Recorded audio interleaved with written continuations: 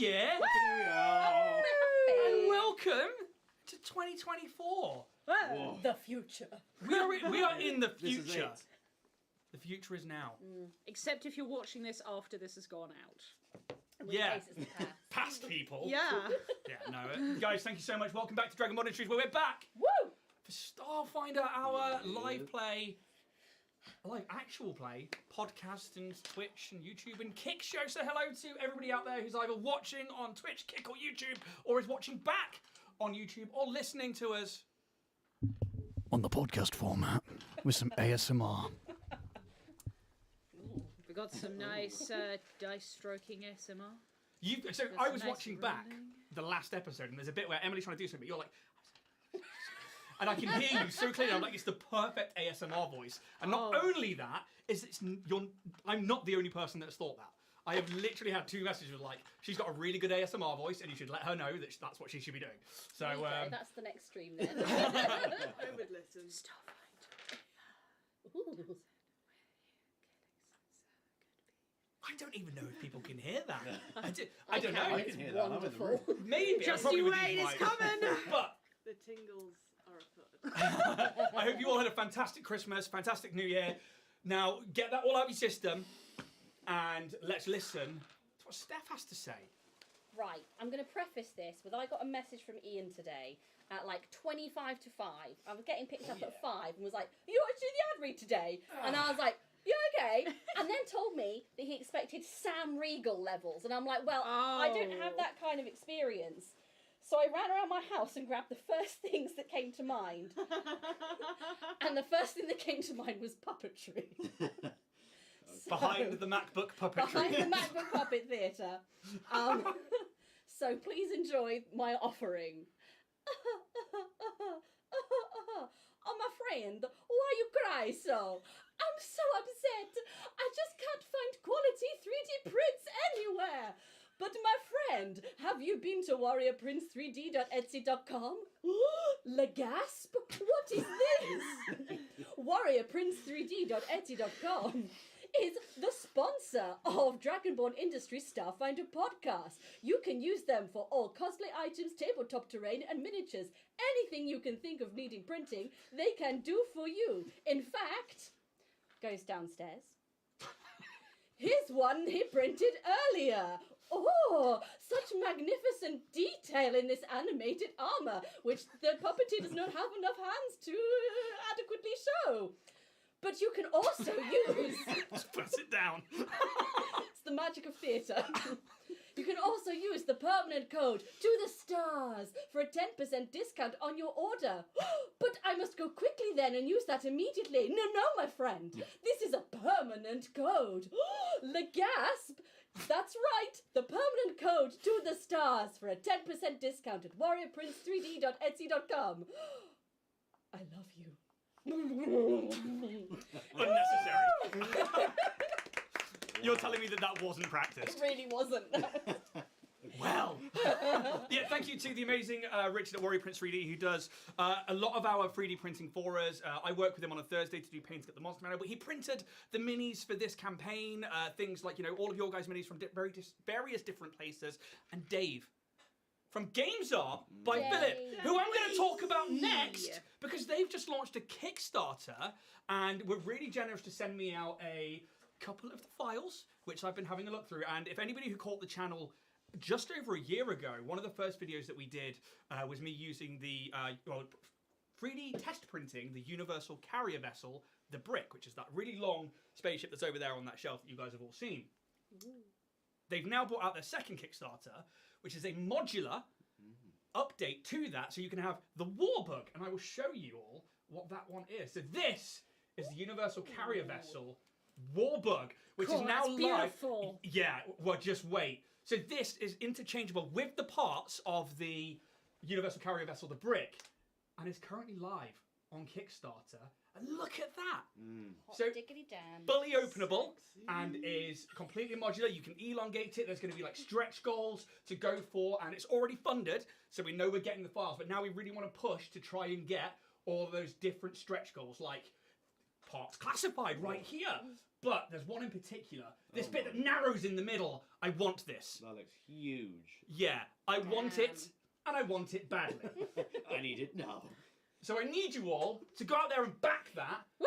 Because It does Daddy. look sexy. needs some more 3D ship parts. But not only that, is they usually like tactical ones as well. So when we've been doing Starship Combat that one time, and we've had things like the Joan, and there are other ones that I've got that you haven't seen. But so the Brick has one, and all of the other Patreon ones have one. So yeah, please go check out. There's going to be a link in to chat. I hope I set that up earlier. If I didn't, I will make sure it goes on the YouTube descriptions. But it's Games Art by Philip. You can get that on Kickstarter now. Next on the announcements, Oh my god.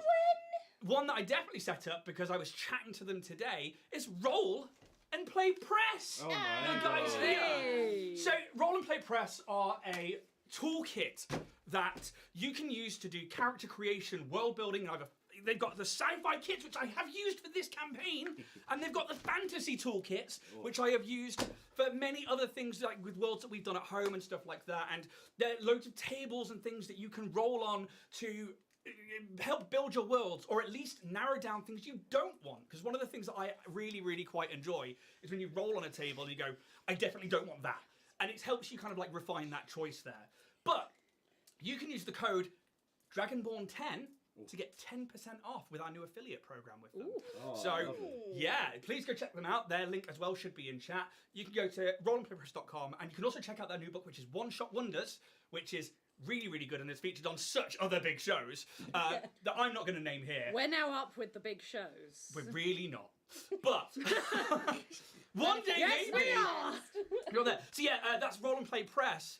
And last but not least, there is new merch in the merch store. Oh my god, you Look kept at that one quiet, Ian. I did. I made this coffee 3 hours ago. Yeah. It's still piping hot Oh. with the new Wow. Dynatech Industry because they care about your space travel. Ew. And you can Yeah, get that do. Oh yeah. in our merch store at dragonbornindustries.com. I'm going to burn my mouth just for you, America, and only you. America. Just America, even though It's a we Troy are... Valley thing. He said it on a different show, and I was just like, it made me laugh. But new merch, the next one up, courtesy of a friend of ours' idea, and we decided to go with it. I've tested it out, and not only is this where he's going to spill it all over himself now. Keep it. Oh. That's because I spilled some in the lip anyway. But it's like I spent the day going like that. And it's new merch in the merch store. But that for me, I think, it's all of our announcements. Yeah. So thank you to everybody who has been supporting the show, to everybody who's been either catching up or following along so far. Are we all ready to jump into this week's episode? Yeah. of Starfinder? Damn right.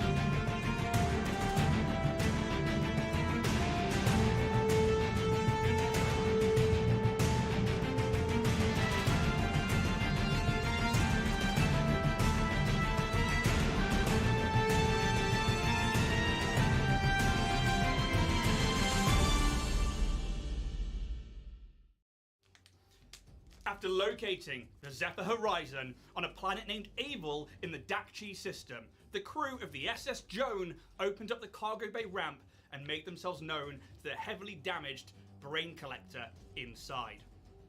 Combat ensues, and the party almost lose Skelkin Shaw to the brain collector when it downs her and tries to begin the process of removing the top of her skull and collecting her brain. Kaz sees Skelkin go down, runs to her aid, and with a healing serum, brings her back around. And after no luck with his rifle, Vorag goes in with the vest claws and rips the last brain from the collector's pustules and kills it dead. The kills it dead. Murder, death, kill. The party are free to begin investigating the ship and find the first 2 bodies of the now ex-crew members, Chip and Beleep, both missing their brains. Moving through the ship, the party finds the captain, Orion Ordana, in the cockpit, missing their brain, but with a large gash across their neck that looks as though they had their throat slit first. The last crew member found was pilot Ellie Mayo, slumped in the pilot seat with a bullet through their brain, having been shot in the head from behind. Their brain still in place within their wrecked skull. The crew search the ship and find that Adric Ironfist, the ship's longtime gunner, and his gear are missing, along with Cassie Cato and Deresde Absoli. And although Deresde's books and belongings still appear to be here, everything else is missing. Steve, the Zephyr's AI, informs the crew of an imminent sandstorm that approaches, and the crew call Dave from the Joan over to the horizon after breaking his programming to clear up the protein matter left over from the previous crew. Calyx uses their compass and some biomatter Cassie Cato left behind in her bed to learn that she is not dead and somewhere northward of this location. The crew spend the next 8 hours resting up, investigating and cooking on the horizon until the next day when, seemingly unhappy with the unanswered questions behind their family history, Vorag makes the decision to try and enter the sealed facility here in the old makeshift operating base.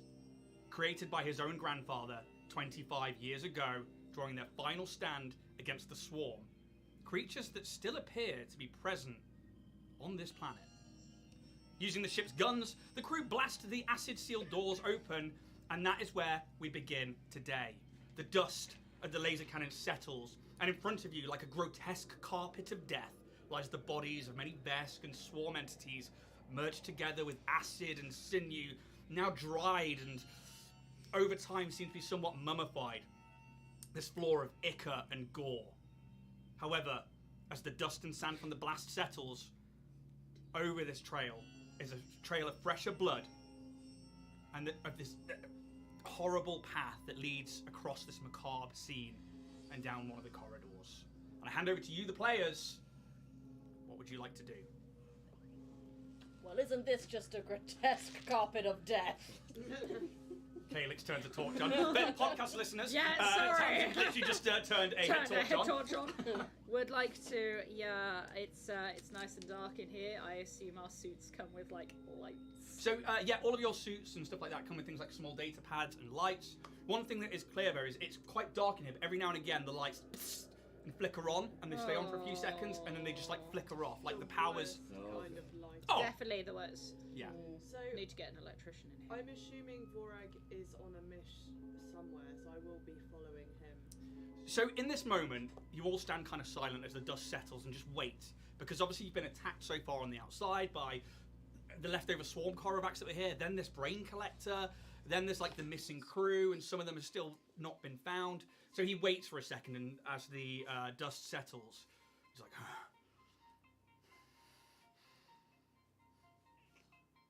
I'm going in, but are the rest of you?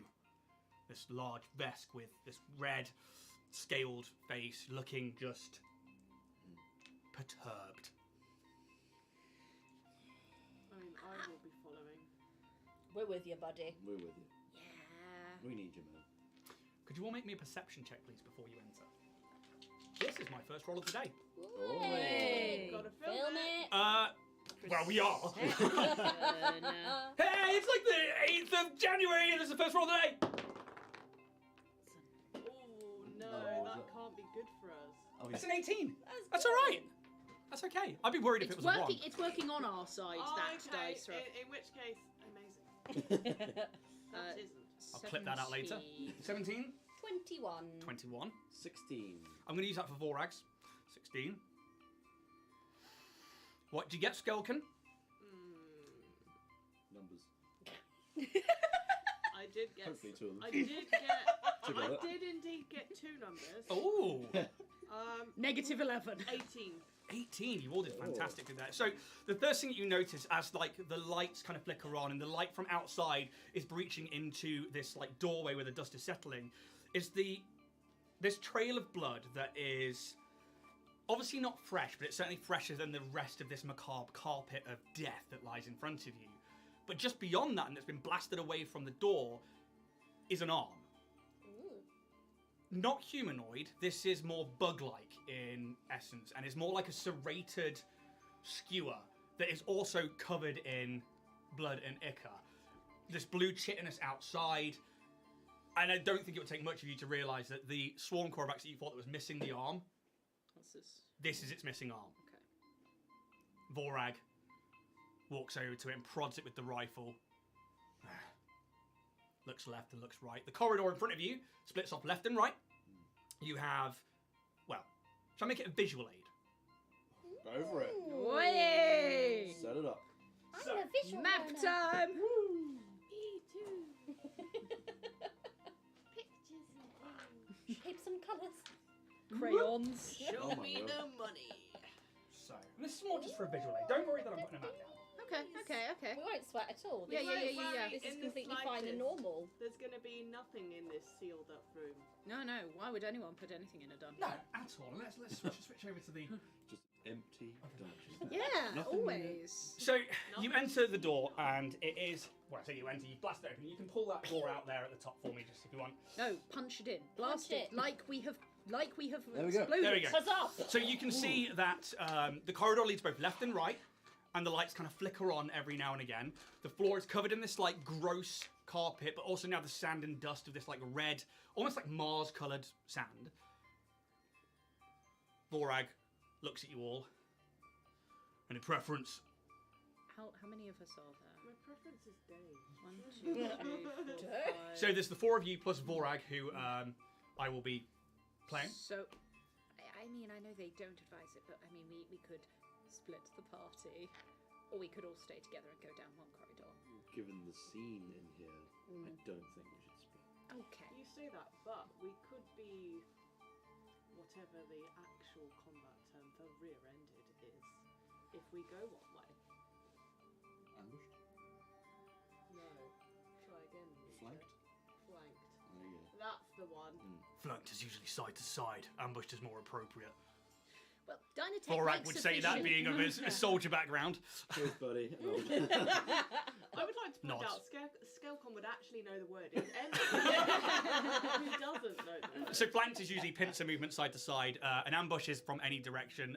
Attack from the rear, I guess, is the other thing. But yeah, ambush would be more appropriate for attack from behind, I guess. Well- So, is there, just to clarify, is there like a trail of blood going one way and Yes. nothing t'other? So the trail of blood leads to the right. Cool.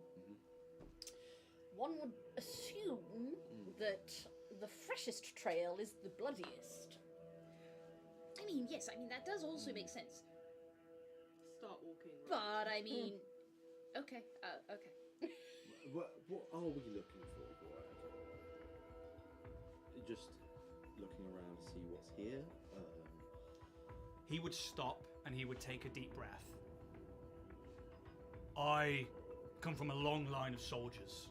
My father, my grandfather, and way back before the Gap. But when this, we fought in the Silent Wars against the Pact Worlds, and when the Swarm first attacked and the truce was, well, the Pact was signed by us and we made that truce and we began working together. My grandfather was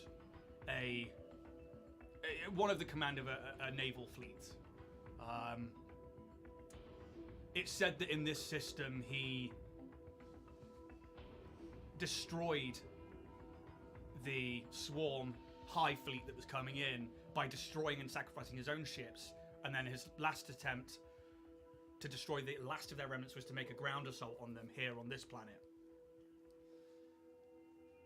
However, since his return, he isolated himself from the rest of the family. And although the stories, and he looks to you, Skelkin, after the conversation that you guys had, are that obviously we won and we pushed back the Swarm, and he is the iron claw of retribution that swiped across the Swarm and stopped them dead in their tracks. But, and he picks up his rifle, and he watches like shadows seem to like burst like energy around his weapon and around his claws. Since then, our family has had a few extra abilities, a few extra powers that they say came to him during this battle. But I've never been able to find out what it truly is because he left and then he died. And he took that secret to the grave with him. I then left the army and I joined the Starfinders because I wanted to explore more and maybe be able to get out to places like this and see it for myself, see maybe what happened here and why. And then these like dark flames just disperse again. So you were looking for answers as to why this is happening? Yes. Okay. So nothing specific? No. Just seeing what's here?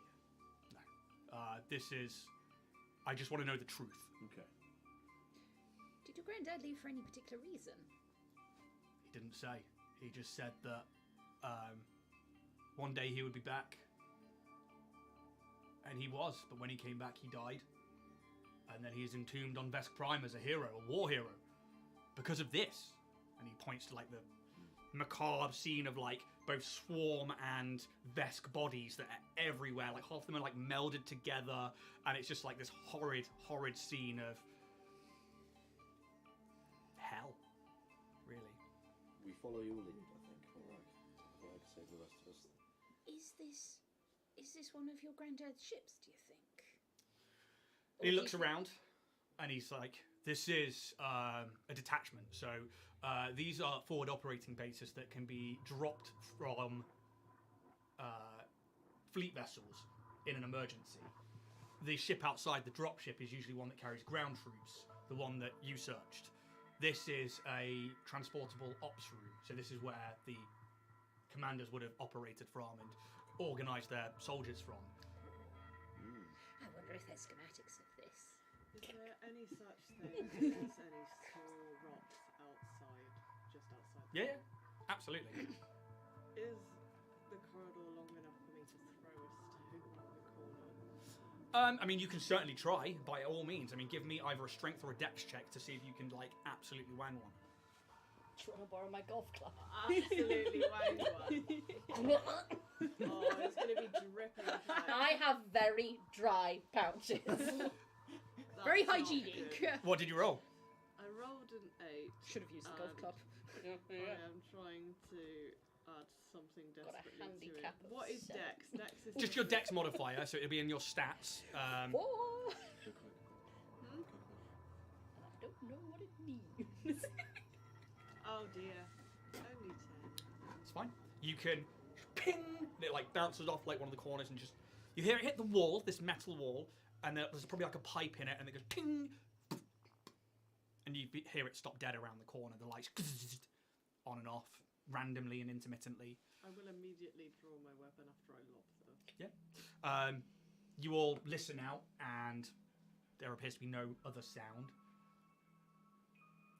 I was assuming we weren't going with stealth, seeing as we cannoned the door in. Oh, Yeah. we're well past Yeah. that. Maybe they're deaf. Well, we can hope. That's Before I a long can say. shot. Before I, if we're going right, we'll. And you said you were following straight behind Vorag, yeah. So you start making your way, obviously to the right, and on the short side. As you get around the corner, can you give me a perception check, please? Please be good. Should we put our minis down? Oh no, I got a nat You can one. do. No. Like a nat one. Nat No, nat one already. From Emily! But I have a +8, so it's still 9. That is a 9. Yeah, why need people minis now? Okay. Let's just Okay. let's get a marching order. And this, as you come around the corner, I'm asking for that. That's Kaz. So, Right. Calix is nothing. probably at the back. Felix is at the back, eh? I would like to be behind jail.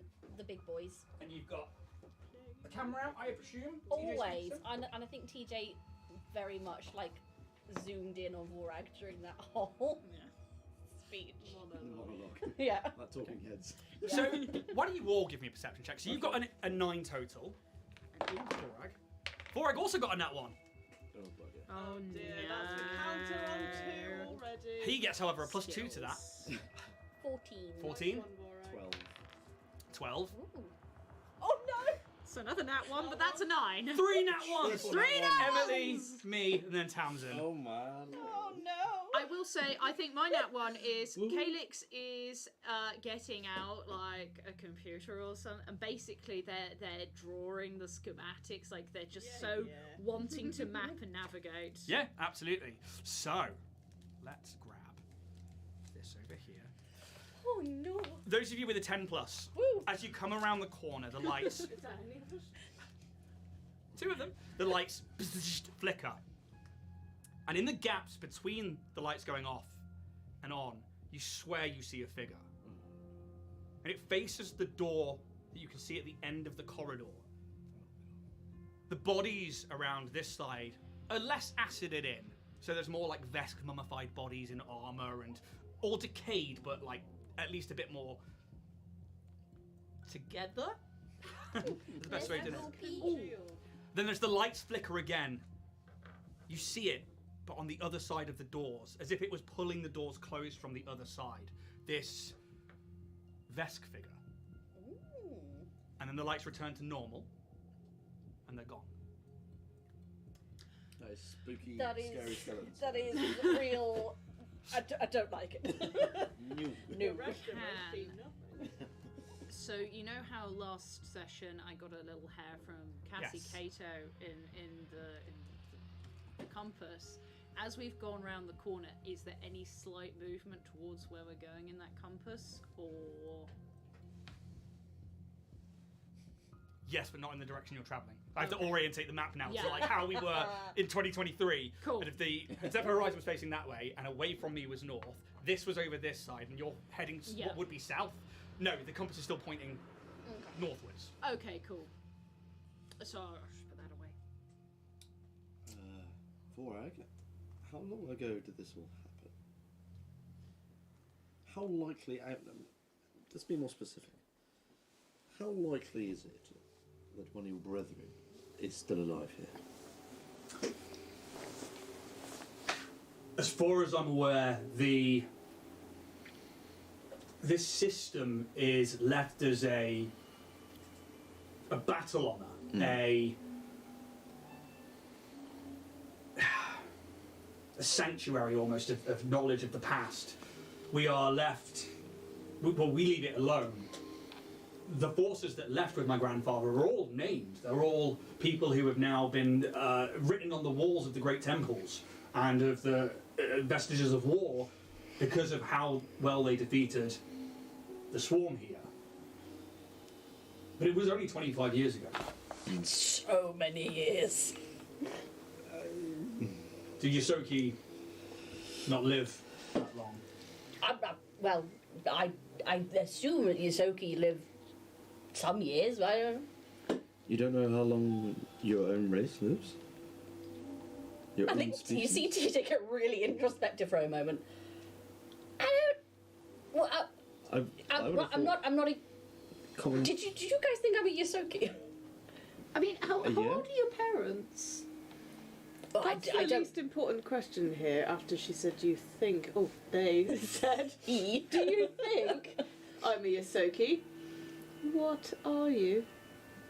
I'm a Hastoki. Hastoki. Yeah, No. obviously. And I can't even roll for it or anything. Cogs turning. Is that made up? Did you just ask if his race is made up? I'm very real, I assure you, madam. And he stops Vorag in his tracks as well. He's like looking down the corridor. But There's he's an like, entire floor of them. but Yeah. We wouldn't know that. I've seen them. Are the Hastoki a recent addition to the Pact world? I don't know, we just. I haven't really looked closely into our history, to be honest. We just sort of get on with it, you know. can we do this later? Yeah, please let's do this It's like later. field of bodies. Vorag. I don't think we need to be asking these questions right now. I was just taken aback. Moved Genetically modified. towards the door. The door is completely sealed. Time for another gun. So this is the sealed door. There's no ship blasters on this one. Woo. As you get to around here, the bodies are more coherent. There's less acid damage. They are more together, although they're all degraded by time, and things like gear isn't great. It's less of a carpet of skin and more of a you're now standing on mummified bodies. This is quite disturbing. I mean, do you think whoever's here made it like this in order to be left alone? Like, That's a lot of effort. well, I mean, you think if they've been here for 25 years, they might have got a mop. I think given what Vorax told us, it's probably been left, if anyone is still in residence, they've probably left it out of respect. Am I getting that right? Probably, yes, I think Yeah, so. no, was that right? Vorag sort of goes down and swipes his clawed fingers through the trail of ichor. It's not fresh blood, but it's not as old as the rest of the things here. I mean, Just not respecting them. it's very recent, but it's not 25 years old. This is whatever happened to that Corovox outside. I think that's injured somebody. Well, shall we onwards? Let's keep Do going. you know how to open this door? Vorag just immediately starts trying to prise it open. I'm going to scooch under his legs with my golf club and try and help prise it open.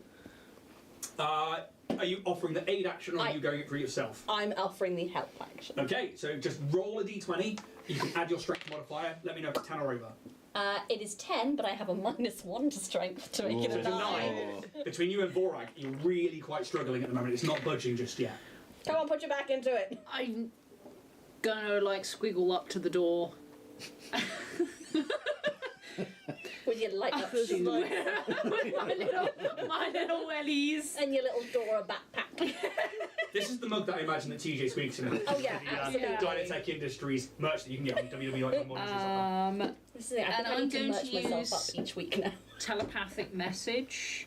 Yeah. Which is a short, simple message that any living creature within 10 feet of you or an intended recipient. Well, I don't know who the intended recipient is on the other side, so as long as they're within 10 feet of the door, which they might not be. I don't know. Could be handy. Yeah.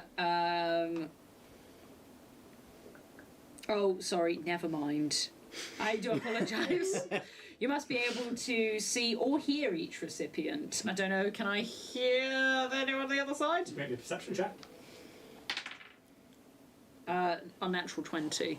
Oh, lovely! No, it's very silent here, minus the breathing of your companions if they breathe, and the sound of feet on skin and bone. I squidge back out again. Completely useless Harry here. Potter in the Chamber of Grossness.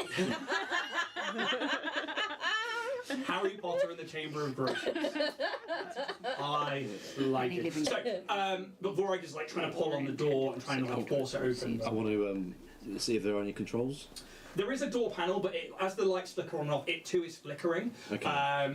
Power fluctuation. Yeah, you're either going to have to engineering your way through this door by taking it apart or prizing it apart with power, sheer strength. So, I'd like to do what I'm good at. yeah. I would like to try and engineer my way through the door. Okay, you can make me an engineering check to try and. Would you be trying to cut through it? Would you be trying to do this in a analog way of getting the door hinges and the hydraulics and I'd trying to get think into the maybe side? take the control panel off and then try and hotwire it to hard reset it, and Yeah. it'll hopefully open it. Yeah, give me an engineering check.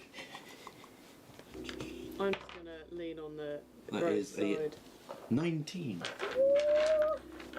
19. 19. Engineering. Engineer. For a split second, all of the lights go dark. And then they flicker on, the door flickers and slightly opens. And with that, Borg manages to pull it just wide enough so that you guys can see through it. It's probably a 3 to 4 foot gap. The first thing that's clear is that there are no bodies in that room. And the blood trail continues. There is a large dead hollow table that sits in the middle of that large room. And another small alcove off to the right. And another one off to the left, where you can see the head of this hollow table, just like the one you guys sat around at Dynatech Industries for that brief, right at the very start of this adventure. As the doors open, all the lights go out again, and you are left in pitch black darkness. And even those with dark vision struggle to see through this darkness. Then the lights flicker and buzz, and in the moment, on the other side of this room, just past the holodesk, you see a Vesk standing there. And they're staring directly at you. The lights black out again, and then 3 red beams of energy begin to emerge out of the darkness that emit a red glowing light all over the room. The energy beams are coming from that of a doshko, a war axe-like weapon that instead of a head has these 3 beams of short energy, like that of a lightsaber bursting from it. The Vesk doesn't move, but stares in your direction. Retribution shall be mine, and once more the Iron Claw will gouge your disgusting race from existence itself. If I am to die here, you will come with me. It doesn't move. Vorag, Is this real? you mentioned the Iron Claw, Vorag. Use it now. Do the thing, Vorag. Do the thing. Do the best. He's holding the door then, you just see past him, and like, would you grab the other side of it and help him open yes, it? So you hold it open, and he's like, the Iron Claw was the name of my grandfather's fleet. Nothing more. Does my camera have night vision? Yeah, fuck it, why not? Cool. I'll bring it up. Can I have a look? Does this thing look actually like corporeal, or does it look not real? You can give me a mysticism check. Oh, I've never made one of those before. Anybody It's because we do know can what make it a is. mysticism check. Bit mystic, innit? It's 14. 14, 70. 17, Nope. Also 17. 17? 18, sorry. Ooh. 18, 9. 9. Vorag is just staring. Grandfather. The rest of you watch as these shadows are building around Vorag's weapon, around him. You're dead. There's no response. Let's not move forward into this room anymore. We could just shut the door. What, I and don't go think back through Vorag's it? going to shut the door on his grandfather. Vorag, were you there at his funeral, or Yes. and you saw his body? Yes. So there's no way your grandfather could be alive. Well, you said he wasn't the same when he came back. And he steps into the room. Oh, Grandfather. Careful. buddy. It's Vorag. Your grandson. I'm gonna The lights. I'm not gonna aim my weapon, but I'm gonna have it ready, like a ready action. I'm gonna so- scuttle in after Vorak and just kind of keep close behind his legs. The Iron Claw. And as the lights flicker, the dosh cow stays lit. It doesn't disappear or anything like that. You can see it across the other side, just stood there menacingly behind this table. The Iron Fleet, the Iron Claw of Retribution, you destroyed it. You took out the swarm and you beat them here. You came home. There's like a of energy. Lies! The Iron Fleet destroyed. The head Oh, I heard that click. No. moves. But he doesn't move. Yeah. Aye. Shame. Dishonor. You watch as the shadows in the room are clawing in, tighter and tighter, and the red is becoming a tiny dot around this being at the other side. But it doesn't move.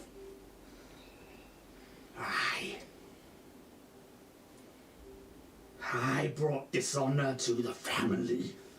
Oh. Uh-oh. Oh no. Oh no. Oh god. Bad things. I forgot to do that earlier. For podcast listeners, we've just been plunged into red darkness. It's a red darkness. I defeated, but not with my power. And the shadows engulf the room. Everything goes dark. You just hear explosions.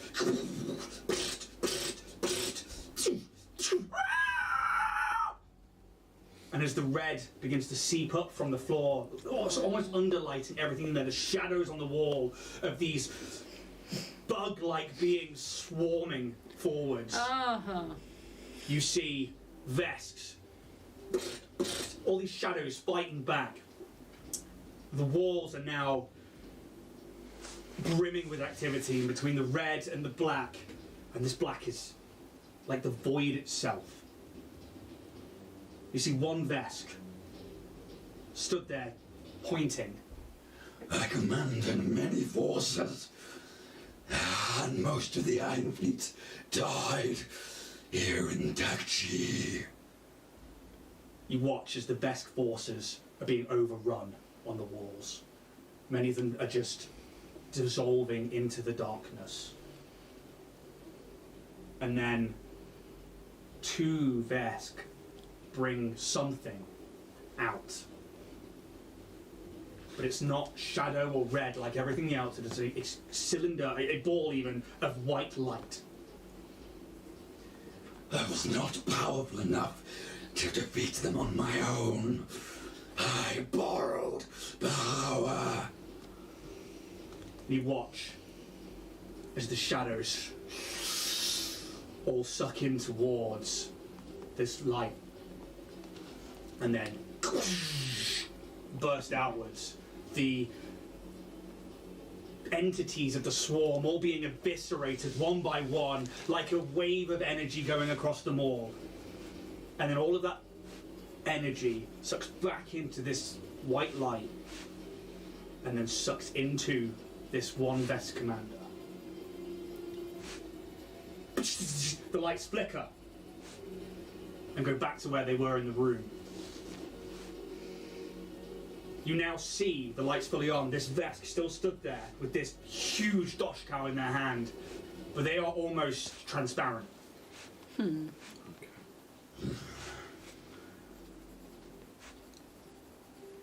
he just looks.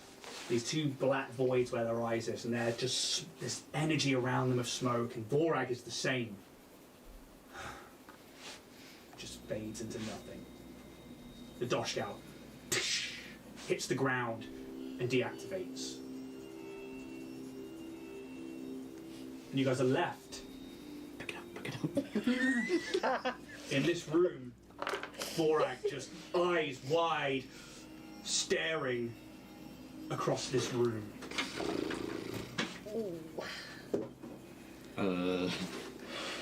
You're right there, Vorag. I don't know what this means.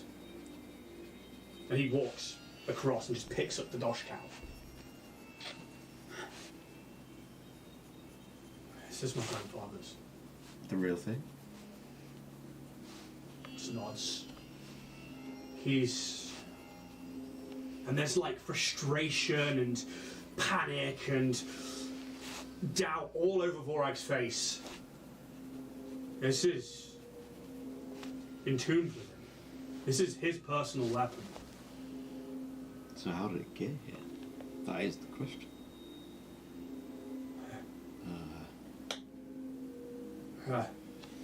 You think it's some kind of phantom that we saw?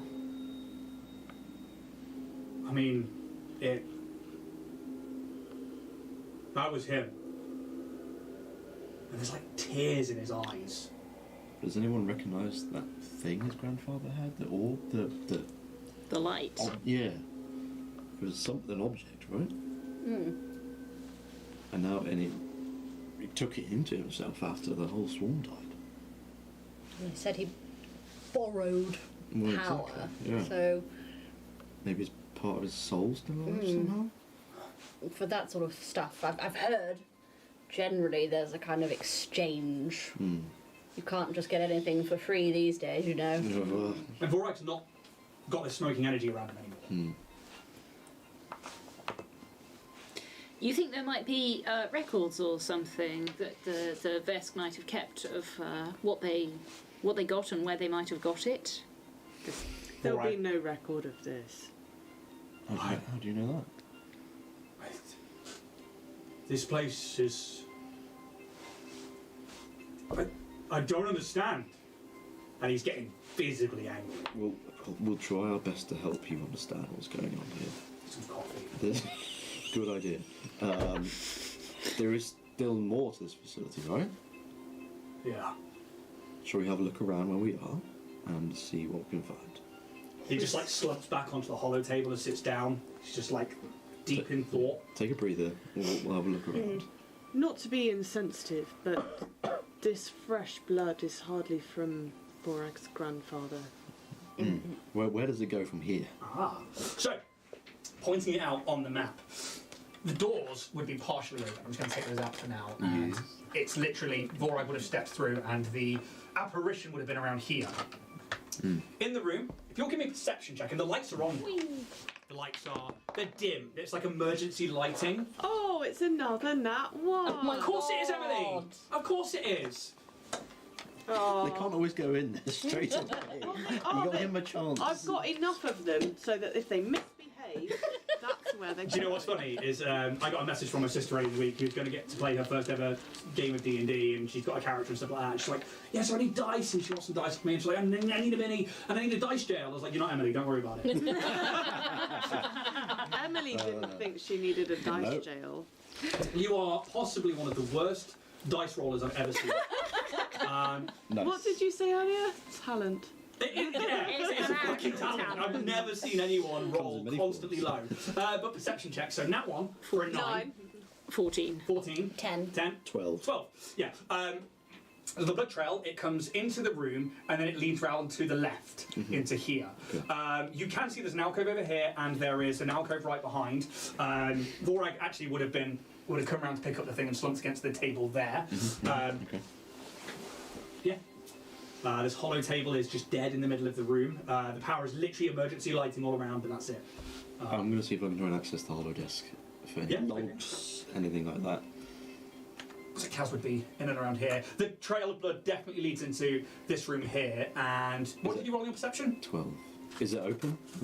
Yeah, it is completely open. And there is a terminal, and then you can see like a body slumped on a chair in that room. If I can't see any threats, then I will continue to do the hollow table thing. There is absolutely no power in it. You can try even when I try and turn it on, there's nothing. You could try and jimmy some power into it. You'd have to do an engineering check and then a computer's check to see if you can. I'm doing it. Yep, so make me an engineering check first. While you're doing that, what is everybody else doing? See, I was thinking of doing something similar, but the computer's over in the alcove. Over in this one over here, yeah? Yeah, because I want to look for, like, logs of particularly, like, I suppose, starship movement not too long before, so I could figure out where they've gone and maybe where they've picked this light ball thing up. As you move into this alcove, it's like a small med bay. So, Okay. give me a perception check. What would Skelkin and TJ like to do? Let's go with TJ first. Sorry. Is the body visible to all? If you get into about this point, Yeah. give me a perception check. Vorag's none the wiser at the moment. 10 again. If pointed out, it would be, but... I think TJ's gonna see if he can find any weapons. Shit, that's what I was Do you want to look together? So if you want to give me a perception Most check, definitely not if you've got the camera out. It's strapped to my body at all times. so you're looking for weapons and stuff, perception check. Some What are you shit. doing? I was going to do the same, but Cool. there's no point to us looking. Well, you absolutely can if you were doing that while you're walking through the corridors and stuff. You can give me a perception check, and we will see what there is. Let me guess. I see nothing? 20. I'm not sure. Well, I got no weapons, so that was good.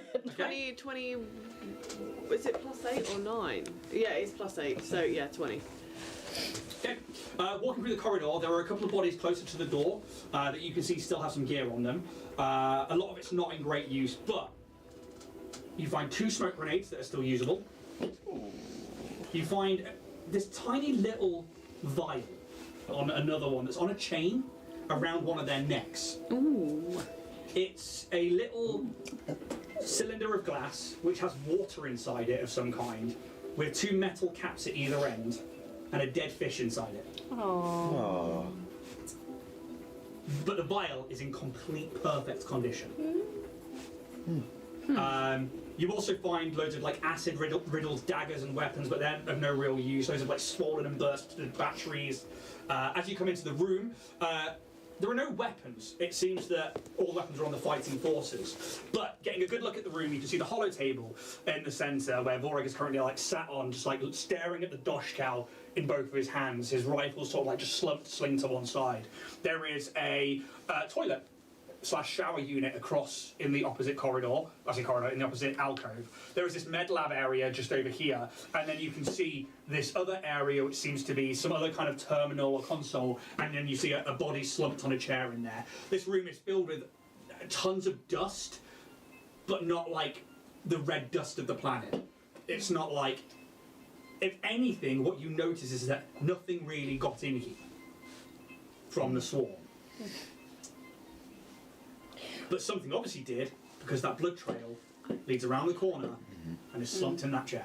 What manner of creature is the body? Are you going up to I the body? think at this point TJ will go up to the body, yeah. Okay, so I'm not going to give you a medicine check for that, because it's clearly obvious this is a Vesk. Not only is it a Vesk, it is the body of the Vesk of the apparition you just saw. Oh. What? No. There is a huge hole in this older Vesk who looks a lot like Vorag. There is like these greying yellow scales around the bottoms of the eyes. They are gaunt. Their skin and their scales are almost sucked into their skull, where they just look malnourished. Then they are really... Where the apparition was like strong and warrior-like, this body is feeble and is like nothing but like bone and sinew. Yeah, but it still was a living being. It just they look very unwell. They are wearing a very similar pink and purple set of overalls, which is like a flight suit of some kind, and then they have this yellow, almost body warmer over the top of it, but there's just this massive hole through their chest. They are slumped completely backwards, mouth open, tongue lolled out, into this chair. Is that hole about the shape of a white glowing orb? Give me a perception check. Or no, give me a medicine check. Give me a perception check. Did you give me a perception check in the med lab? Perception in the med lab was 11. 11. So also, if there's anything in here to pick up, like... The med lab is not ancient, but it's definitely 25 years not used. Yeah. There is, however, stuff in here. Stuff? Collect stuff. We like stuff. Stuff you find is... you find a serum of healing. Wait need a that. second. What a mark. Mark 1, and there's 2 of them. And they are in like a glass cabinet that like you have to like slide open, and because the power's been on and off, they're unlocked. So you can slide it open and pocket those. So a serum of healing Is there... +1. Did you say 2 of those? 2 of them. So 2 Mark 1 serums. 2. Okay. Then there is a needler pistol, Needler pistol. and that's in another little case, but there's no vials in that either. So is that basically like a injection shot needle gun Yes. kind of thing? But Okay. there's no ammo for it. It's just a needler gun. Well, I'll take it anyway. There is a rule of when you use it. Oh no. What? She's going to repeat what she just found real funny. No, she's not. She's realised that it's insane. Okay. So serum of healing, a needler pistol. I like how eagerly you were listening, though. If I'd have tried, I think I could have passed it off as truth. Yeah, that's what you find in that one. I got a 23 on the medicine check. It doesn't look like a ball's gone in there, but what it looks like is a serrated arm of a swarm creature Oh. got them. This is a puncture wound, a full-on pierce through them, and you can see they have dragged themselves through this facility and to this point. How long have they been dead? What was the medicine check? 23. 3, 4 weeks. Oh shit. I'm gonna close the doors. So there's no doors here. Oh no! Just stand there like this. Like very casually trying to block it with my tiny body. And the terminal next to them, there is a tiny blinking dot in the bottom corner of the screen. Oh, I couldn't have a look at that because that's caught my eye. You touch the screen and turns on. Oh. At full power, and there is just writing. Oh, he wrote the last letter before he died, didn't he? Oh, Oh, no, wow. reading. Oh, Jesus. For podcast listeners, I've just handed Steph an essay. Story time for Steph. So that's, I will leave you to decide whether or not you're reading that out or not just yet. However, the rest of you, what are you doing? So I drink some coffee from my Dynatech Industries mug. I'm trying to work out how to put stuff onto your inventory that's not a thing, like notes or So such. you go into the creator, then you go into inventory, and then there should be a custom item and you can write in there. Custom item. I was still at the hollow table. Yep, I engineering made my check. rolls, both 19. Both 19, okay. Nice. So, you manage to like drain power from somewhere else, and you're not quite sure where, to the table, and as something happens there, Squeakerson, the computer sort of goes, bzzz, but then comes back. Okay. Your hollow table lights up, and then a map, a very familiar map of the Dakchi system comes up. But on it is a position of 2 different armadas, 2 fleets. One is made of what can only be described as biomatter, and is like a huge, globular, misshaped, elongated sausage of meat with tentacles that rive off it, and they seem to like move towards planets, and then you see it around one, and you realise that that would be Terion Besh, but it's called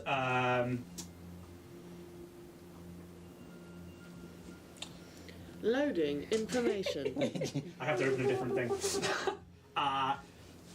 The planet is currently named on that one is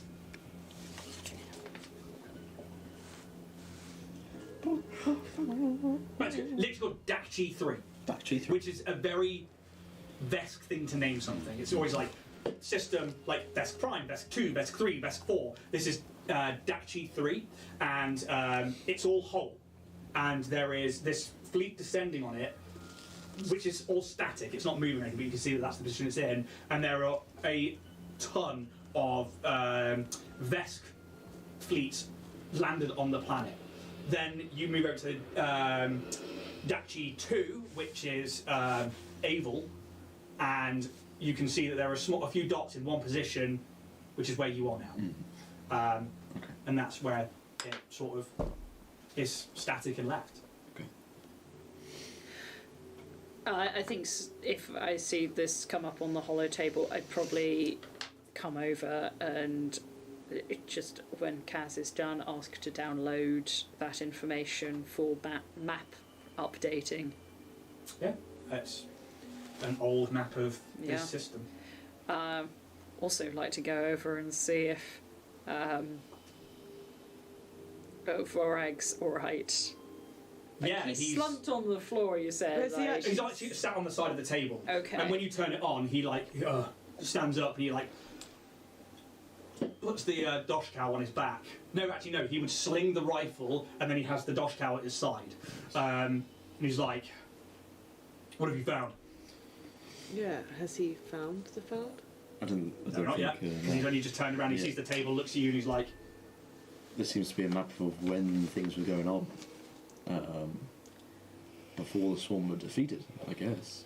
and he points. He's like, "That is definitely the swarm." And he points to the bioships. Yeah. Then he points to the load on Terion Dash or Dakchi 3. He's like, "That's the Iron Fleet of Retribution. That's the trap my grandfather set. Was they sent all of their ships there and blew up the majority of the swarm, and then points to Abel and Hinge, like, and this is the forward operating base. This must have been actual TJ. time. I can see what you're doing on your screen. You might want to move it. Can you? What? Oh yeah, just there. So, What? I hope you're doing nothing naughty. In the No, we've had a What? message, What? and none of us have Your looked at MacBook it. is on the Oh, main. why is my... just there, Oh, just there. because the camera's all the way over there. Immersion, guys.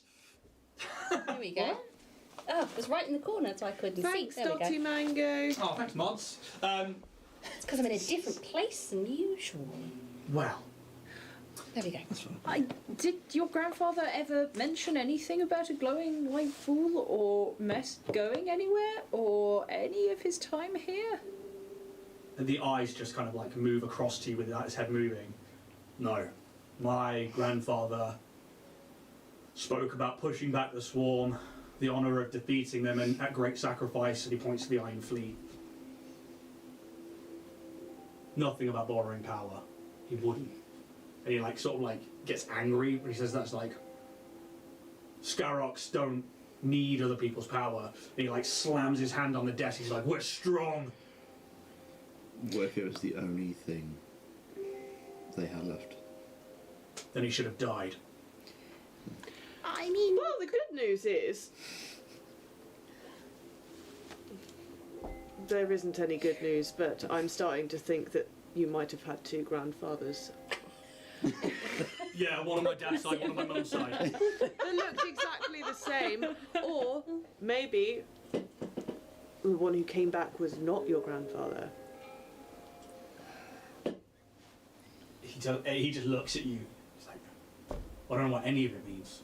Did you ever meet your grandfather before he went out on military duty? I was very young when this happened. I mean, this was 25 years ago, and he was already a well-decorated and older general. So, Not really.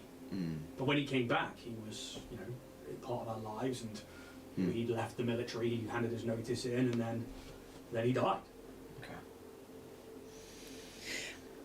I know that you say it's like a point of dishonor and whatever, but I understand where you're coming from. But He I did something great. he did something great and he achieved a lot. And all of us use tools to help us do something. It's not a point of weakness; it's a point of cleverness or something. Like, I wouldn't be angry at him if he did do this.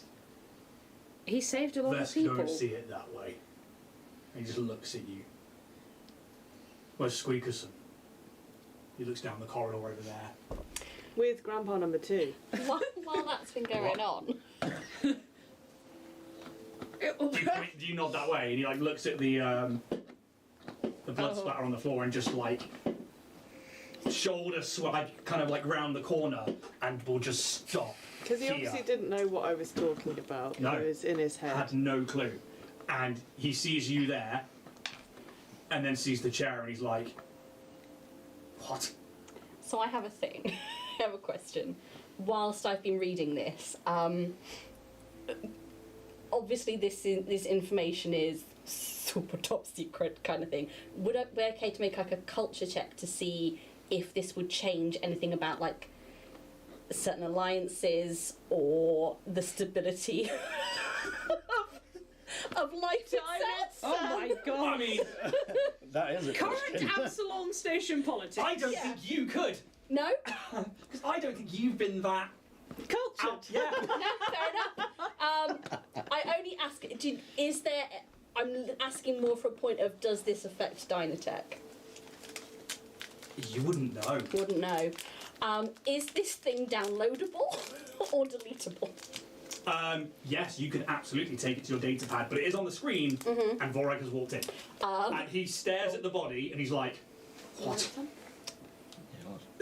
And then he sees the screen, but he goes to the body first. He's like, Okay. "Go here. Grandfather. And he just starts shaking them. And he's like, no, what? And he's like, hand is around the wound, and then he's like looking at their head, and he just looks at you, and he's like, I don't understand. I think you might want to maybe take a seat, not in this room. What have you found? A story. Oh my god, He it's just just going looks to be at you story like- time. More stories. With TJ's cookies. What does it say? Oh, buddy. Oh, That's what my buddy granddad boy. used to call me.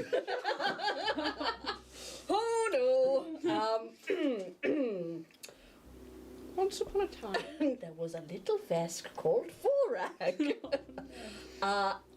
It's I think I'll Dining lean on the tech door cares. frame and just kind of wait for it all to unfold. I'll probably sit on the floor. Oh my god, do you want me to read this whole thing? That's up to you. Come on then, let's do Whatever it. TJ would do. I will get a lot of pronunciation wrong. I'm not going to read it in the TJ voice because I think it's silly. Or I could. Let's do it. Yeah. I'm not going to do that. I'm And you gonna- twisted my own arm. And I think, do you know what? There are two wolves inside me right now. I'm going to keep One the is T and camera the other is on, J. but I'm not going to point it at anything. I'm just going to keep it on. Yeah. I think this might have to be Well, on the edited out screen, later. because you're not going to be memorising it, are you? Well, Well. the orb that gave me unknowing purpose is now full, and my travels bring me back here to, is it Avil? Amen. Avil, where it all began. I could feel the orb as if it were I who had gorged at a feast, and even as younger Vesk would find myself bursting at the seams. Yet it appears that I was always destined to die here on Avil, so close to whatever our goal may be with the power I have collected on this solitary journey. I thought that maybe there, in that old temple, I would maybe find out what this journey was all for. My self-appointed exile to take this orb back to where I found it. I have travelled to many worlds since the defeat of the Swarm here on Avil, and my retirement from Vest Command. I have pushed away my family, whom I fought with honour for. I could not let them know of the shame I carry, nor the confusion in my new quest for something else. Power? Or something more? I find myself drawn to the shadows, the gloom. It sticks to me, and this orb sustains me, and I it. I was concerned at first when I felt that it was pulling me away from Vesk Prime and out into the stars, following blindly as I arrived at, I don't know what that says, Dimalco? Damalco. Damalco, a planet I knew to be in constant turmoil, terrorized by beasts of unimaginable power. Colossi like the Kyokors? Kyokors? Yeah. Have terrorized and destroyed so much of the planet since the Awakening. I thought at first maybe my/its want for more power was to face one of these, but no. I succumbed to the will of the orb and almost felt it take over. My emotions were now in control, and I steered my vessel according to this. I landed on the dry bed of an old ocean and walked away from the safety of my ship. 3 days I walked, not needing food or proper rest, not needing to stop. The orb gave me all that I could want. Then, after a short climb onto the continental slope, I saw my first colossi off in the distance. That is when I fully regained my full cognitive function. Or did I have that before? It's hard to tell where I end and the spirit of the orb begins sometimes. I knew I was in the right place. I knew all I needed to do here was watch, nothing more. The colossi was huge. Even from my safe cliff miles away, I could tell it was at least 150 foot tall. It was angrily hunting, swiping its massive claws at something in the ground, smashing down stone pillars and old, already decaying structures. It was digging, furiously. But then it stopped and stood its full height. I could feel its emotions from all these miles away, its fury dissipated out of nowhere. Then an overwhelming curiosity. No, something with more intent. The only way I could describe it was as if I were hunting myself and I had picked up the trail of my prey off in the distance. The colossi began to move in a different direction, away from what it was so intent on before, and after some time its massive strides had taken its even large form far from view. Then I saw it. The glow. The glow that was the same as the very orb I carried about my person. Then another, and another. 3 orbs, with 3 Demai, the people of this world. And this is what I was supposed to see. The 3 walked out with heads down, looking into the orbs, not at where they were going.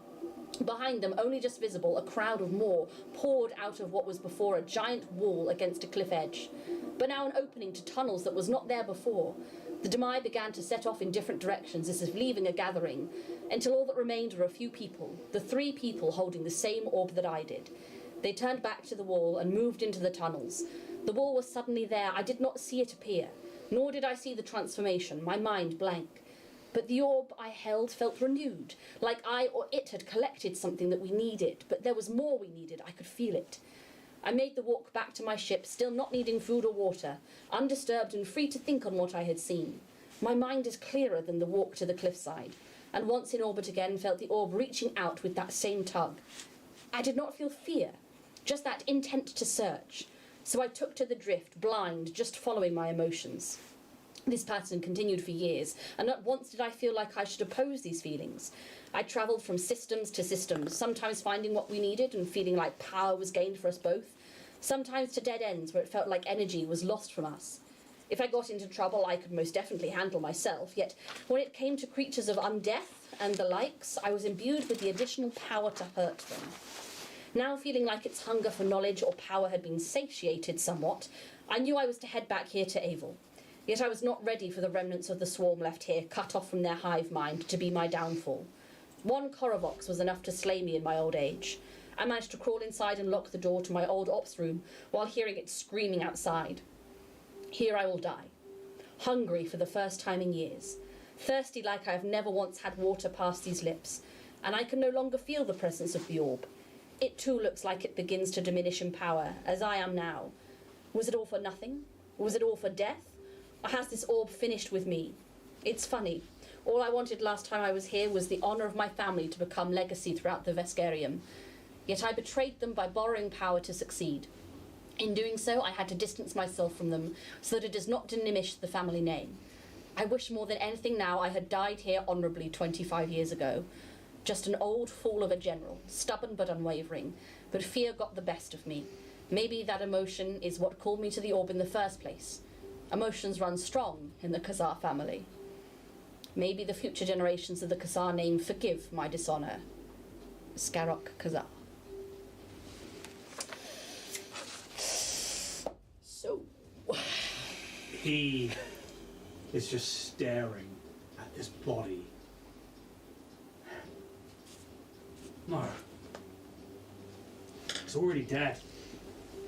He's on Vest Prime. And he just front kicks the body off the chair.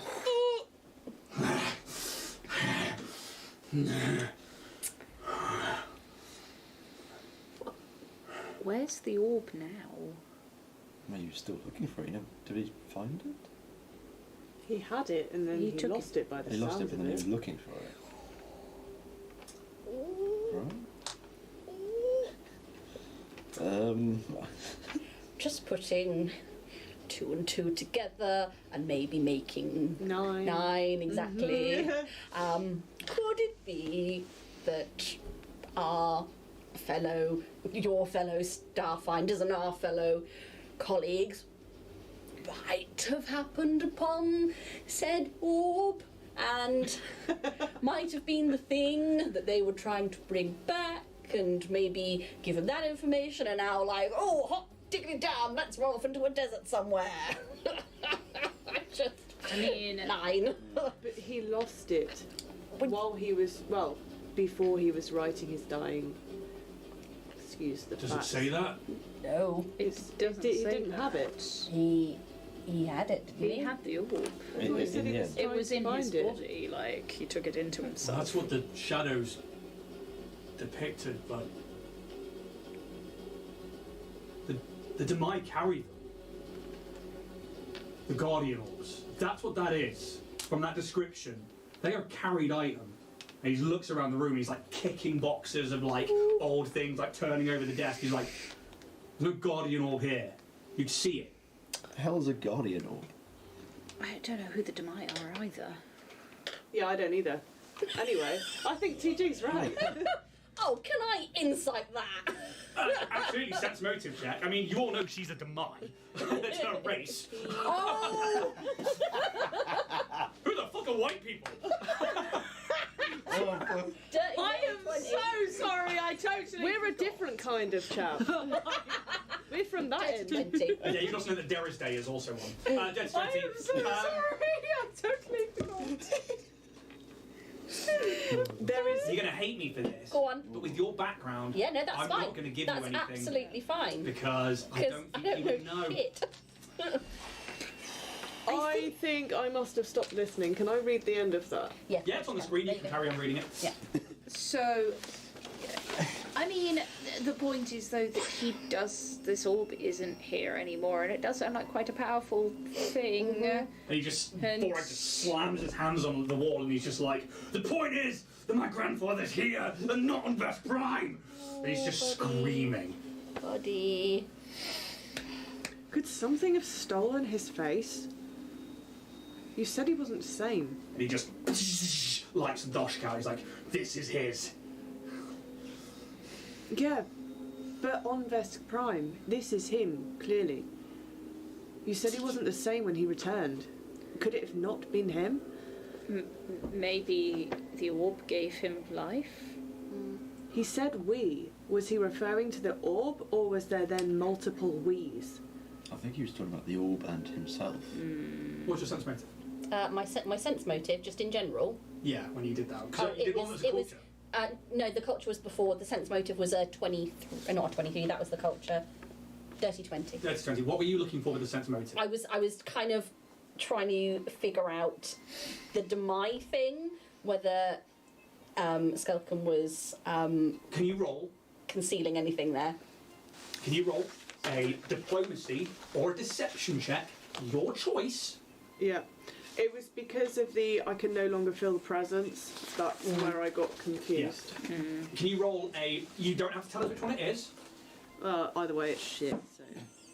Diplomacy or what? Sorry. Well, I mean, what's the number now? Diplomacy or bluff? They're the same. It's a 9. A 9. Are you lying? Well, I don't think I was particularly trying to lie too hard, but I. You know that she knows something. Is Cool. This Dara's Day, you've been pretty vocal about wanting to find them, and I get that, I understand that. Friendship. Ooh. But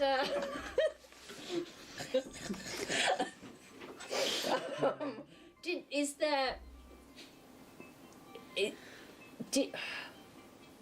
Fucking, I'm not sugarcoating it. Did you know what they were coming out here to find? Did they have prior knowledge of what they were looking for?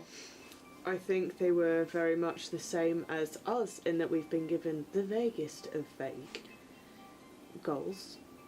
And you just find something you think is important and you bring it back or you don't. Would they have an interest in one of these guardian orbs? If we can find proof that they were here, there is no way they would have left it.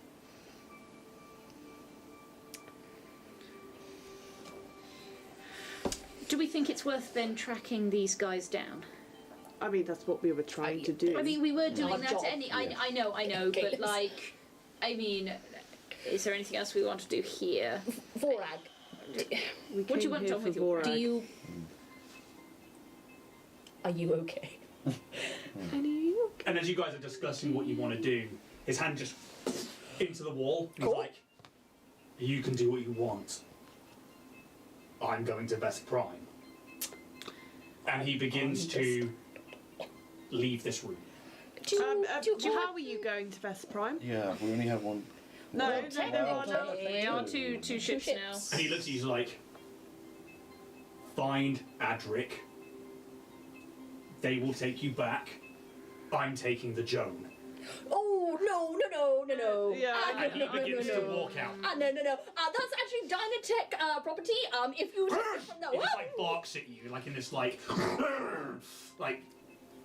I puff out my cheeks. Let's make contrasted intimidate rolls. I'll do this open. Has anyone left anything on the Joan? Your charger, perhaps? What'd you get? A 29? Shit. Wow. You can tell he's not going to scary attack you. chihuahua. But like, yeah, he like does that. You like puff out your chest, and he's like, and he just looks angry and just carries on storming I'm off. going to do the management look. Vorag, not to put too fine of a point on it, but your emotions right here are very high, and I think you need maybe 10 minutes to just Cool it down, son. It doesn't stop him from moving. Vorag, I get that this is important, but can you just, I just spent so long trying to get rations so we don't You can die. keep them. He just wants the ship. And Why he... don't you take the Zephyr Horizon? Oh no, because of Because the... we can't fly it, you idiot. Why can't? Whoa, whoa, Because- whoa, whoa, whoa. We As Steve said, Adric Iron Fist is the commanding officer and it won't leave without him unless he's already dead. Therefore, then the ship will be flotsam and jetsam to cash in on. So, You need to find that dwarf. And he's just like trembling with anger. okay, but if we don't, you're leaving us here to die? I'll tell Dynatech where you are. I'll tell no, he would say, I will tell the Starfinders where you are. I will at least message them for you. I am going to Vest Prime. You cannot stop me. And What do you want done with your grand? leave him. For all I care, traitor. Ooh. Okay. Shit. And he This... is storming out of the main entrance. Well, obviously I'm following him so he can Yeah. throw the rations at me. And yeah, Dave is I like my compass. You've got your compass, haven't you? No, my navigational. Probably left their shit on the... With that, he will let you collect your belongings, and he's like powering it up and stuff like that. Dave's trying to get back on, he kicks Dave off, and he's just like, Dave, no! if there's Dave, anything you this would is like not to your say ship now. to Vorag before he departs, now is the time. I think after collecting a few of our things, I think I will kind of walk up near him and just say, Vorag, I'm sorry. I know how you feel. In some sort of way, it is different, but even still, you have to do what you need to do. So good luck. Someone's getting decked. Actually, that was a sense motive, and he rolled 19 plus a 2 for a 21. Shall I roll a diplomacy? No, because you are being sincere, and in this instance, it's more a case that you're just letting him know something. And he looks at you and he's like, I will find out what is going on. And when I have answers, I will let you know. Good luck. He nods. And then he- Good luck. Beep, beep, beep, beep, presses something on his data pad, and all of you receive a private comm channel. Oh. This is my private comm channel, and if you Call need me, anything, I will do what I can to answer the questions. I will let you know what I find, and he looks directly at you. And I will keep you updated when I know things. And there are just tears now streaming out of his eyes. I obviously have no idea what he's talking about. Dynatech really cares. They won't mind me borrowing the ship for a bit longer. It was chartered to us all. Yeah, all. Vorag. If you have another way off, I'm sure they will understand. I would get off now unless you are coming with me. Oh, the paperwork on this is going to be You wouldn't something. leave this ship. Son, Son. Just don't. just don't. I hope that you can find yourself some peace in whatever it is you are going to do. And I hope that peace brings you back to us. Because, and I'm not going to say it because I know you hate it. Don't. I'm not. But we care. There's a, And I want you to remember that. and there is a heartbeat of a pause. Did you? Beep, beep. And you hear the engine starting to power up, and you have the opportunity to leave the ship. The back door closes and the ramp goes up. And you stand there outside this forward operating base as the SS Joan kicks up the dust and leaves you 4 and Dave on the ground. And we're going to go to break. Oh.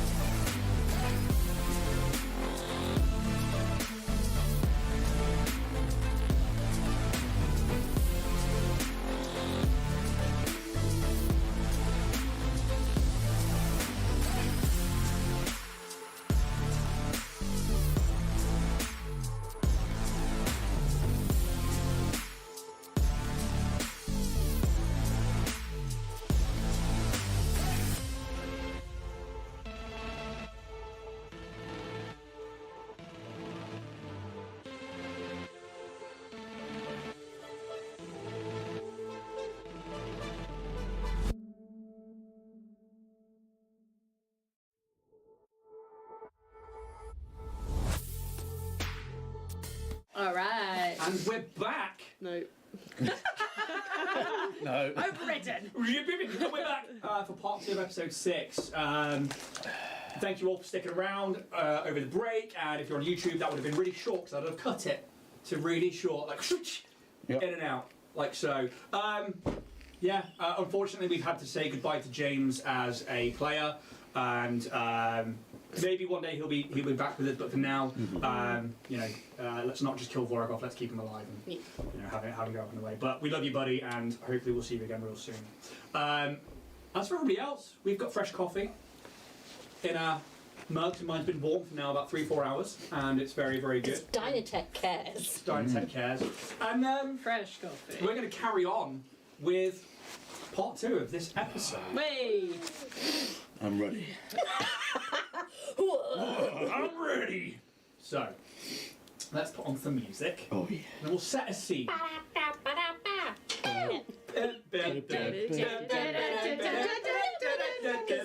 the vibe. Nintendo Dance. You get 4 seconds. It's definitely the vibe. Yeah, I think probably after exiting all stuff that we want off the Joan, that we're going to put it on the new ship. Well, let's set the scene Somewhere first. to store. Yeah. As you stand there with your bags and stuff all left out in the sand. There's actually something I need to retcon as well that I completely forgot to add to my description. Oh, no. Okay. During that shadow scene, I was actually supposed to read another bit that I'd written a bit later on that I forgot to include into it. Words over the top of everything would have said, Darkness and might, bound together to fight. Guardian cast upon the shadows, knowledge and light, until the child of retribution return. The child of retribution return. Nothing like a good old prophecy. which is really important that I forgot to put that in. I was reading the description like, and there's this, and there's this. So yeah, that needed to be in there. Small retcon. Watch it back, write it down, do what you need to do. Otherwise, I will set a scene and we'll come back into part 2. You stand there at the entrance to this facility, this forward operating base, this makeshift thing as the recently named SS Joan, this tiny shuttle from Dynatech Industries, takes off and you watch it begin its ascent into orbit. The dust begins to settle around you and your belongings, your stack of rations, your small cleaning vessel, Dave, and anything else that you took with you on this adventure. The Zephyr Horizon off to one side, and the other part of this facility behind you still unexplored. Well, we're gonna have to get access to this bloody shit now, aren't we? We have Well, access, the AI I just think we can't Steve fly lets it. us Exactly. on. I mean, do we actually want to see the rest of this facility, or do we actually want to find this dwarf? I think we have to find him. Well, I mean, I'm going to assume that Kato is with them, maybe, and she's in that direction, But not the thing that is- direction. We don't know that this Adric fellow is even with them, because by the looks of it, he was a turncoat, maybe, possibly, and has just gone off by himself, as people apparently do, and, left his friends in the lurch, and we can't do anything, and we've got to find the I'm very stressed, I'm so sorry. Right. The paperwork. I'm fine. I do apologise for my outburst. I can help you with some of the paperwork later if you want. I very much appreciate that. But, I mean, Kato at the moment is our only lead, unless we can find some biological samples of Adric. Am I being really dim and misconstruing things here? But does it... I mean, the blood trail was definitely from Grandpa Papa. Yeah. Cool. You could absolutely have found like little hairs and stuff, because that's what I thought you found of Derisday and of Adric when you previously searched the Zephyr. So I was going to ask if you switched to Derisday in the morning like you were going to, but then you carried on saying Kato, so I was like, alright, we'll leave it at that. Well, I mean, I was under the impression that we didn't, so... I don't think we did. I think No. I mentioned... Because you found the bag, but you only searched Kato's bunk. I searched for Kato, I did... We did have a hair of each, but I think we were finding Kato first. Yeah. And I mean, I don't mind bumbling back onto the Zephyr just quickly and trying to look for hair or other of Adric. And with no intense time needed to, find anything, or like you're not under any pressure, very easily done. Like Adrix is just like the crew of the Zephyr. There's tons of stuff. There's like hairbrushes. There's like slime coat for the essentially the frog. There's one of them is a Yosoki. There's fur everywhere. Quite easy to do. And 4 of them are still on there. Well, I know Dave has seen to that. But, Long hair out of like the shower. yeah, and very easy doable. You would find one of Dara's days, especially with like his kit and his bag that was still there. We did already have one. We Dara's didn't put it in. Yeah. Well, yeah, it's a once per day thing, so I mean, assuming it's a new day. It was a new day before you went into this facility. Okay. But I don't think we should leave any stone unturned here. Okay. Read. Search the rest of the facility. you can re-enter the facility, and I imagine you're turning left. Yar. The bodies continue, and same as before, but without this blood trail on top. You begin to work your way down that corridor, and you get to the same sort of corner, and it seems like both of them kind of arch around like that. And as you come around the corner, you see that this area is collapsed in. However, That's not helpful. there is a slither of light, and you can just get the smell of outside. And there's probably a reason it didn't smell in here too bad, because there is hole 2 outside somewhere. Everybody give me a perception check. I just realised I shouldn't have picked this one because he is too big for the jail. He's a mutant. 14 for me. 14, 18. 18, 16. 16. Maths. Nice. 18 plus 8 is 22. Yeah. So obviously something has happened where there's been a collapse outside of some kind of the rock formations or whatever that has fallen in on this bit of the operating base, or this control room, this options, whatever. But somebody has found passage out. And who's proficient in survival? What does proficient mean? Red dot, blue dot? I believe. No, green dot. Why did I say red? I do have it actually as a plus skill. Green or blue? For once, I actually have some vaguely Green is useful. the class skill, blue is trained. Yeah. So A class skill or trained, as long as you've got a dot on it. Yeah, I got a green dot. I'm also a small individual. Somebody has recently disturbed a lot of the dust and the rock and moved it, and you imagine has crawled out of. Could Limber up. instead of trying to, well, I mean, if you want to, I'll have a little wiggle. if you want to really wriggle out of that, Love a little Did you wiggle. read it?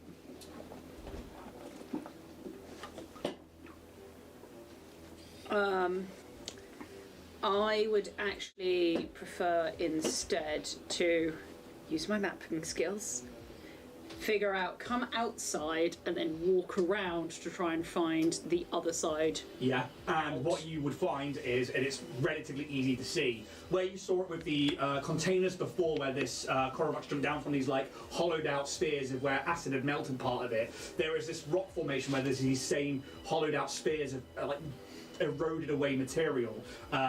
There's nothing there anymore, but a lot of it's collapsed in, and you can see like where this facility is half buried, and this is where it's collapsed in on it. After some searching, you see where this sand almost like falls in, and then you can see the kind of thing through, and you crawl through, and your friends are there. Hi. It's like sort of like a 10-foot crawl through. And imagine like caving. I think a Korvac probably came through here, lot of acids. Well, this seems more natural, the tunnel. The acid is like these hollowed out half spears in the walls of like what is now fallen over. This is collapsed, crushed part of the facility, and where the stones all on top of each other, there are still gaps that somebody could have got through. Okay, I really okay. want to crawl through it. Well, you can if you want. I can just try and guide your way Is through. it just the one Yep. tunnel? Oh yeah, I'm gonna get in there. I need it. Hamster.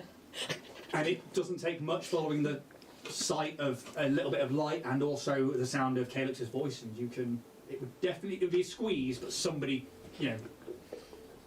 Any medium creature or below could have squeezed through Yep. here. It's like going to work. I love it. I'm gonna go and have a space fag while this is going on. Skeleton goes outside, sparks up. With my laser.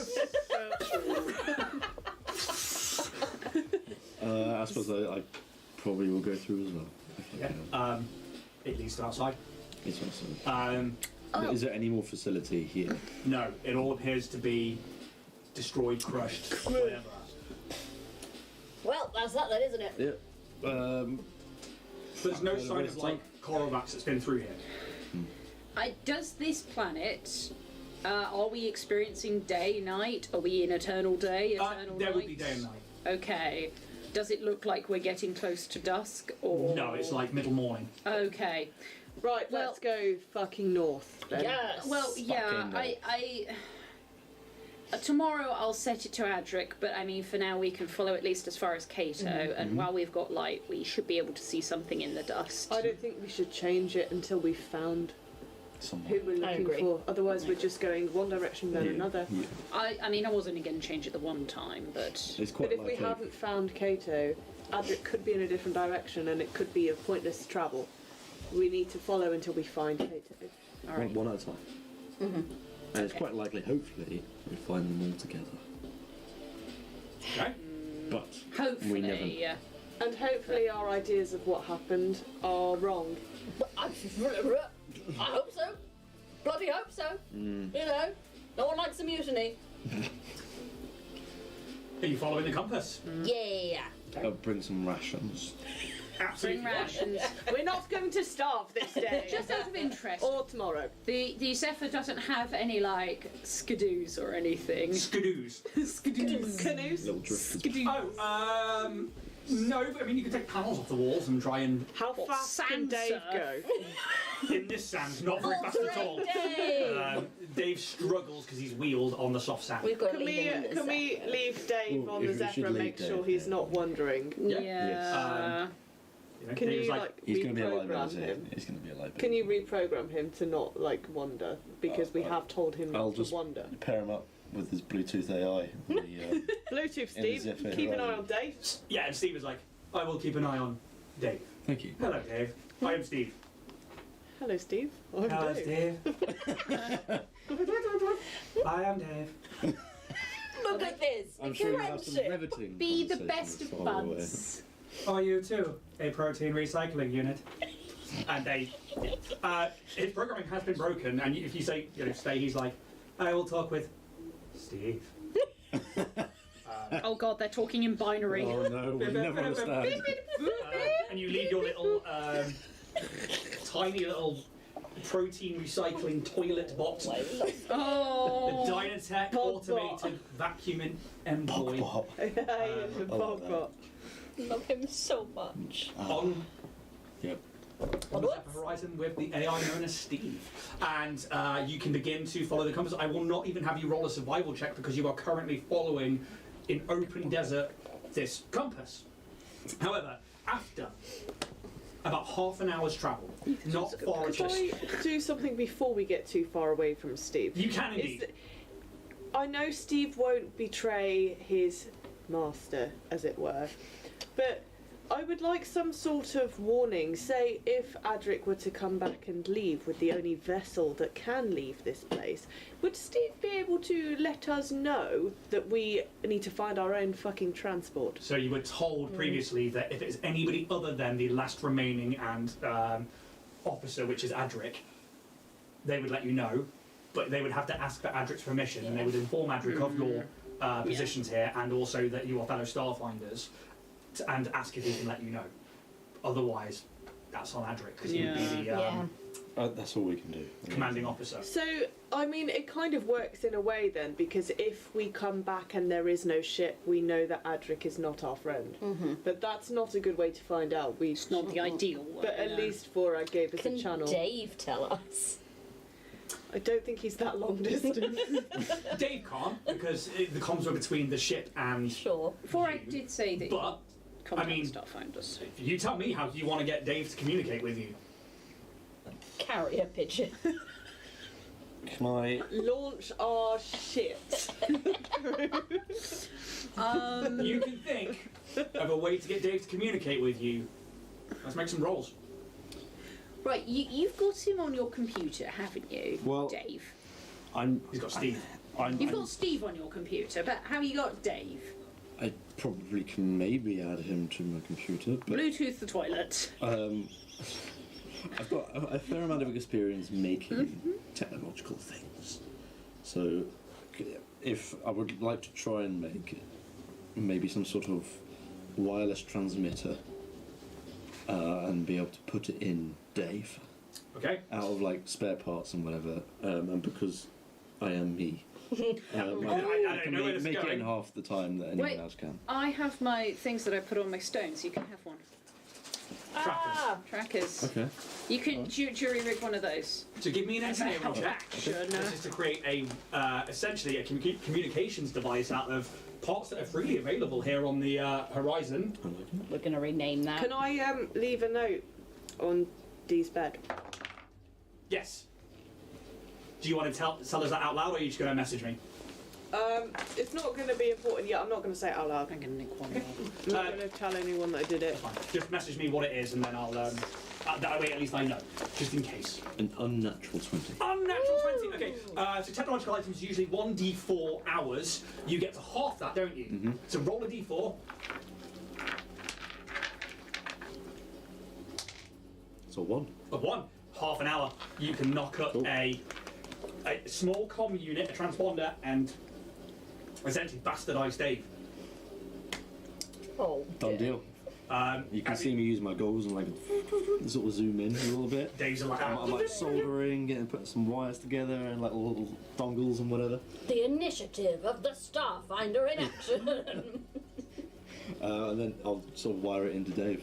yeah, and what's it look like? I mean, does it look like a big box on his outside, or I is think it a... maybe I found like a small sort of screen from some old part or whatever, and I've just attached some antennas to it and sort of made some programming on it so that it can then transmit to us and then paired it up with us. Yeah. So like Vorag did with the private channels, that kind of thing. And where do you put it on, Dave? Put that out in the open, Ooh. so you can see this tiny little cylinder with wheels. Oh, give him a hat. I fucking love that parrot. Have you guys seen that?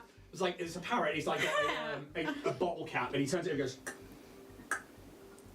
Ha! And it's one of the best videos It's out such there. a good video. I think I'll maybe like put it on like the side of his shoulder. If he has sort of flexible arms where he can go. So, one arm is a long, straight, metallic Hoover arm that just like goes around. Okay. The other one is like a Hoover pincer kind of claw, thing. but it's Okay. on like a Bender from Futurama. It's Kinda almost like a yeah. segmented arm that allows it to move around. Yeah. All right. A wibbly wobbly. So it's on his like straight arm. Yeah. Yeah. So you can, David's like, oh we. it's your first upgrade. Aww. The eyes get like really big. I will treasure it forever. Okay, can you test it? Can you use this thing I put on you to communicate with us? And you spend the time teaching him how to do it, programming, and then he can Okay. communicate with you. Oh my God. He could send simple Yeah. messages, either text or vocal. Cool. We're going to get to the end of the campaign, and Dave is going to be like the most like intense kind of Hyped Evangelion. up. He's going to be like Still a cylinder in the middle, but like Modded Summon the day! out. Oh my god, that would be amazing. so. he still flings poop. Trek out into the desert. Yes. Dave has a communicator device. I'm so Beautiful. proud of Dave. I will say to Dave, if people come on the ship, send us a message and say people have come onto the ship. If one looks like a short, more This guy, I'm sturdy going to kind of hold out a fella, photo of this him. one, if one of them looks like this, say Adric has come onto the ship. Can you do that for me, Dave? I can. Perfect. Good, Dave. Thank you, Dave. Is It will be- Dave going to get smashed? My pleasure. Yeah, Dave, look after yourself. Like, try not to get hurt or anything. And like you look around and like he just wheels around and there's still half ichor everywhere. He's like, I will be fine. But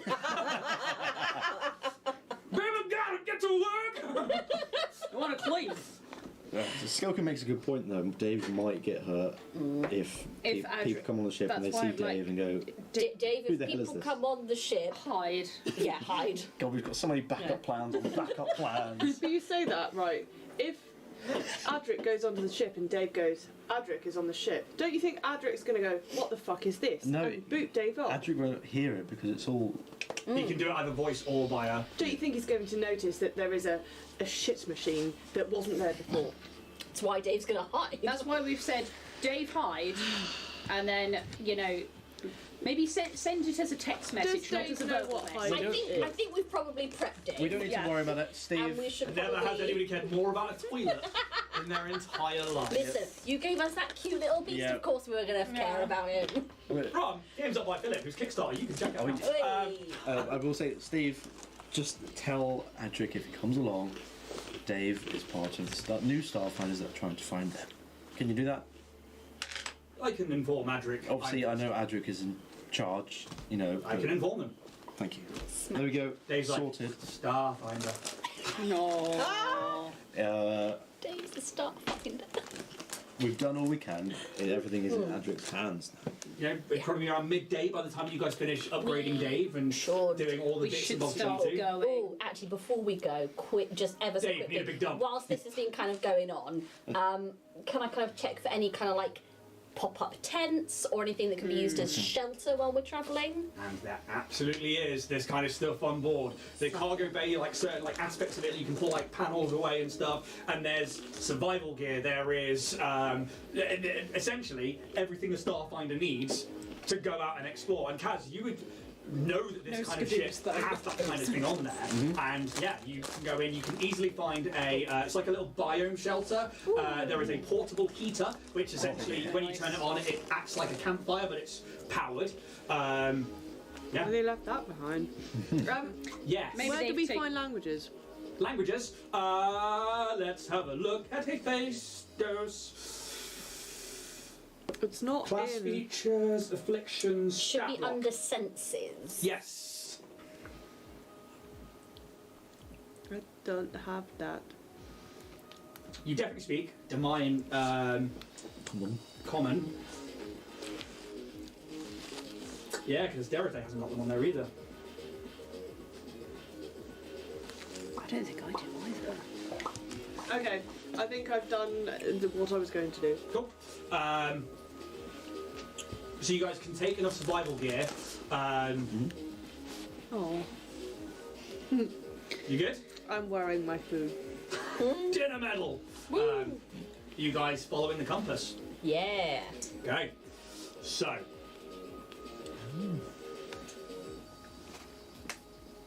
You follow the compass north for about half an hour. It's quite open desert, but then the terrain starts to become more rocky, and this like red stone matches the sand around here starts to come up, and it gets bigger and bigger and bigger until you realise actually you're starting to slowly descend down into like a craggy area, and the walls then start beginning to get higher and higher and higher, and eventually you end up with several different paths that you can go on. Oh, The compass still points in a northerly direction, but now it's like you're entering a maze as you enter down into this chasm, this huge canyon. Can we walk around it? Okay, So so you can go back and when you say study. we've got multiple paths, what are the multiple path options? So one is go, I assume, through chasm. Well, I mean, as you start descending down, you are in the chasm essentially, going Okay. into it, and because you're just following the compass. You can back up and see if you can start going around it, but you don't know how big this chasm is going to be. Yeah. As you begin to go into the chasm, you notice that stone and like natural gullies and channels all seem to then start winding their way in different directions. Some of it. Who's got the highest perception? Let's just, because there's no passive perception in Starfinder, but I'd like to know who's the most watchful. I've got a +8 I on don't know how perception. to- Plus Five. 8, you've got plus 8, because I remember that Plus from earlier. 8 as well. Plus 8, +5. plus 5. So, probably because you've got the camera there, but you guys start to realise that a lot of this stonework, right, it's not stonework, a lot of this like rock and stuff, every now and again there is hints of stonework, and it's carved stone that's then been weathered by sandstorms and time and sandblasted essentially. This was potentially once a dwelling, not a dwelling, but more of a settlement made of the natural stone, but carved.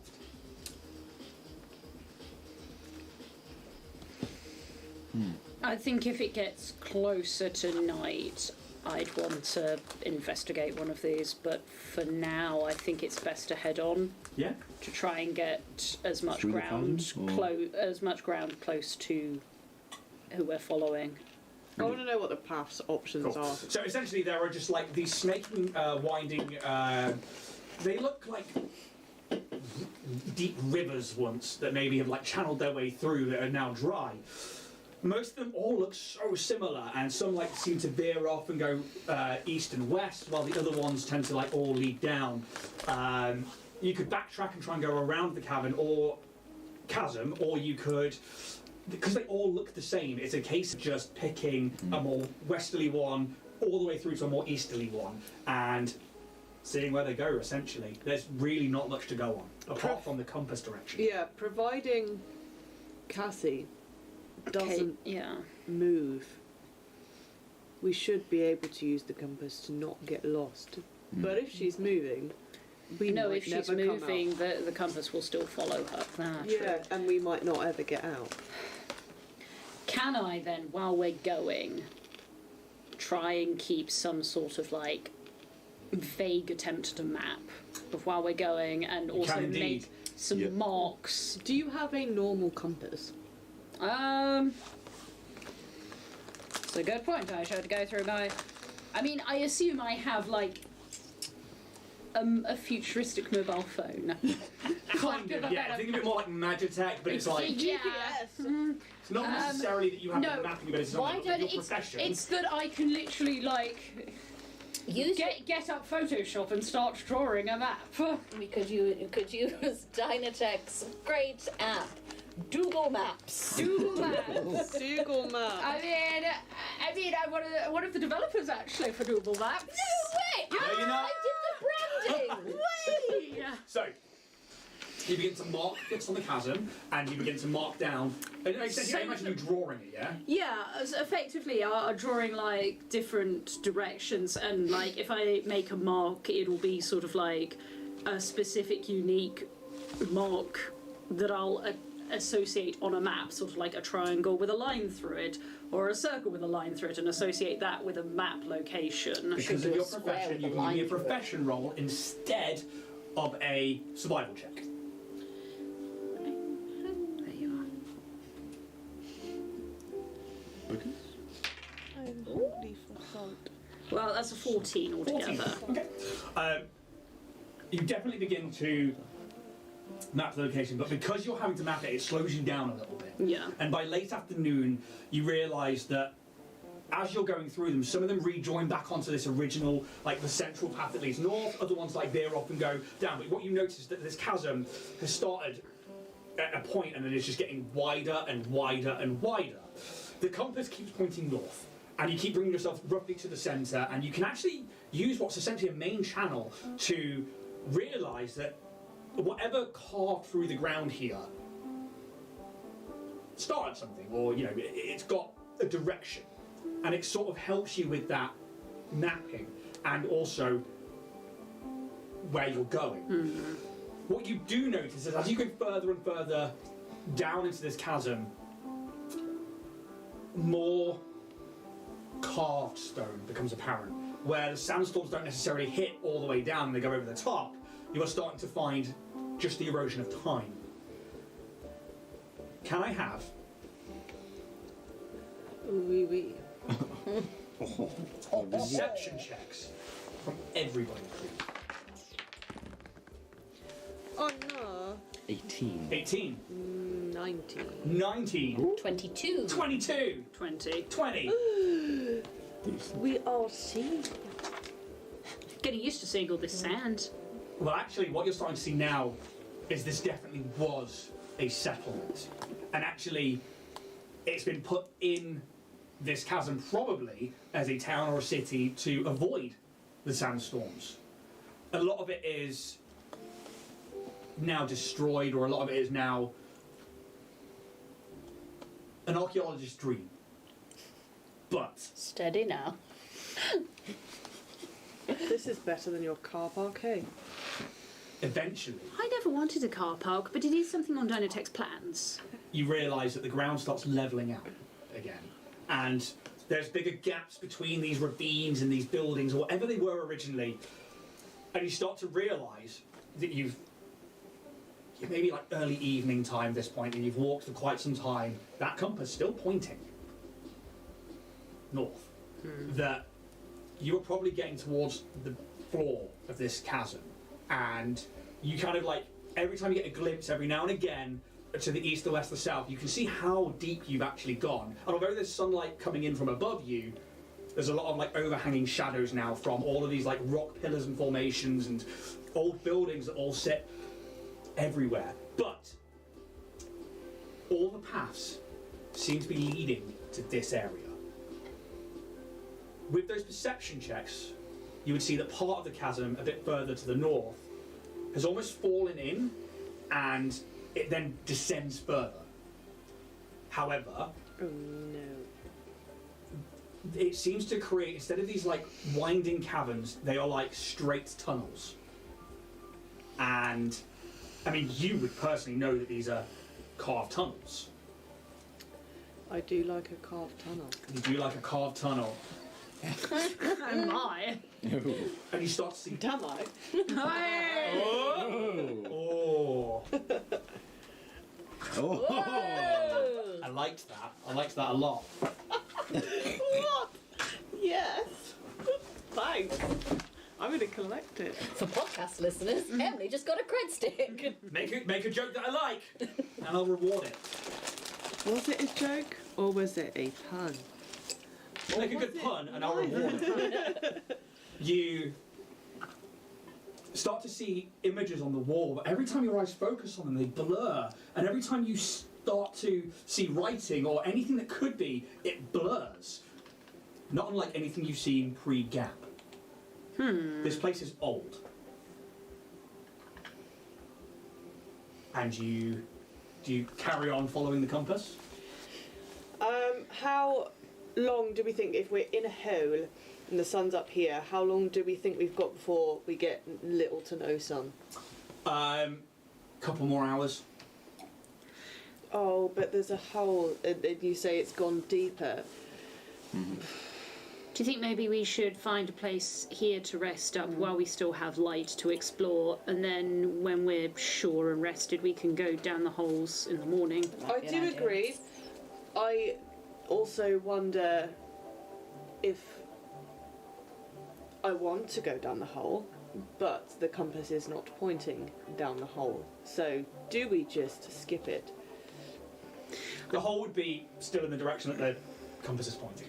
Oh, I mean, is there an option to not? As far as I understand, it's the hole or nothing. No, you could definitely like work your way outside and around it, and then but you've got to navigate what is essentially an old stone city.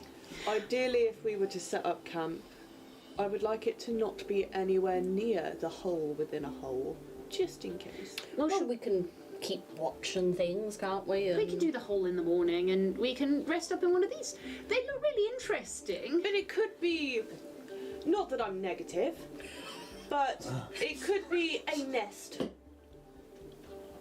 Yes, that's why we're not going to go down it this evening. But I don't want to sleep near it. Well, we can sleep away from it a little bit. Yes, just like a lot away. We know where it is. I mean, if we walk about half an hour back, that should be enough, right? We don't need to go Doesn't back. really that much. Remember, is there like an alcove that we could all fit in somewhere? Loads of them. Yeah. Well, I mean, there's loads of these, like, houses carved into the walls. Yeah, and they're essentially caves. Ah. And look at all this writing. It's still fun. So there's writing, but there's no remains of any civilization. No. Could I Curious. get out some paper and a Crayola and rub the writing? You can. I'm gonna get that. Writing You- rubs. physically cannot focus on the writing, Okay. and when you do the rubbing, you cannot focus on the writing. Oh, that's freaky. Interesting. I'm still is taking that rubbing. Very though. reminiscent of anything pre-gap. This period of time that is missing from the galaxy that everybody knows about. It just tells you that this is pre-gap. But they're pictograms, You don't even know. so the whole rubbing is unreadable. Yeah. Okay. Is it not giving us migraines walking through all this? Potentially, if you try and focus on it. Well, should we find a little area to make camp? Yes. I think that's the most sensible course of action. Yeah. Do you take like a small dwelling cave? Do you take a? Oh, I'd love to take a dwelling cave. Let's go for a dwelling cave. Yes. Yeah. And you can set up for the night. You can set your little heater on the go, and you know it probably like illuminates the. It'd be like a white light, but it still kicks out heat. Are you guys taking watch? Yes. Yeah. But have you seen? This is a dumb question. You know in Shrek where she rolls a stone over the cave? Yeah. I want to Yeah. do that. If there's anything that we can sort of block the light with, because I don't like having one entrance and one exit. It'll be a low DC. Give me a perception check to go find a decent enough rock to be able to roll between yourselves. 22. Yeah, I would say there's probably a large like slab in one of the dwellings that you're able to like, and it's obviously carved, but you're able to like drag it away between you all and like leaning it up against the door to the dwelling cave, and yeah, it's a funny little egg-shaped hole in what is essentially like a cliff face that you're in, and there are like little semicircle holes where something might have been stored, or little plinths where maybe something or somebody laid down or sat. Completely barren though. I wonder who lived here. I wonder where they went. This is an odd sort of place, isn't it? Do you live here? I don't you find it fascinating though? I love it. It's honestly taking everything me not just run off down a little tunnel and just have a good time. Oh. But I mean, isn't it cool just to think that there was someone here pre-Gap? They had their entire lives there, an entire community. It's a bit rough and tumble, though, don't you think? I mean, a little. It's not what I'm used What to. are you looking at? What are you used to, out of interest? I'm not just saying it's rock. There's no technology here. I mean, it's also primitive. Oh, heavens I mean- forbid. I'm just, Do you need just- technology all the time? well, Sometimes it's nice to disconnect. would you though, not isn't say it? that technology has improved our lives a 1,000-fold? Oh no, I won't deny that. But sometimes it's nice to just. Are you incapable of living without? I wouldn't say I'm not incapable. I'm just. I can't imagine living without it, I suppose. I'll give you 10 credits if you can go an hour without it. But why? I don't need to. That seems like a silly bet. Just scrolling space button. It's not a problem. Go away, Switch off at Mom. any time. God, these people were so stupid before they had technology. I mean, coming back to things though, you're a Hamsoki. Hastoki. Hastoki. Big of the guinea.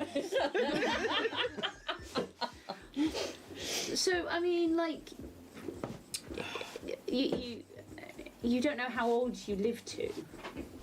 Oh, there's probably a record somewhere. You know, it doesn't matter. You keep going, and then you die, and then there's that. Do you have parents? Well, no.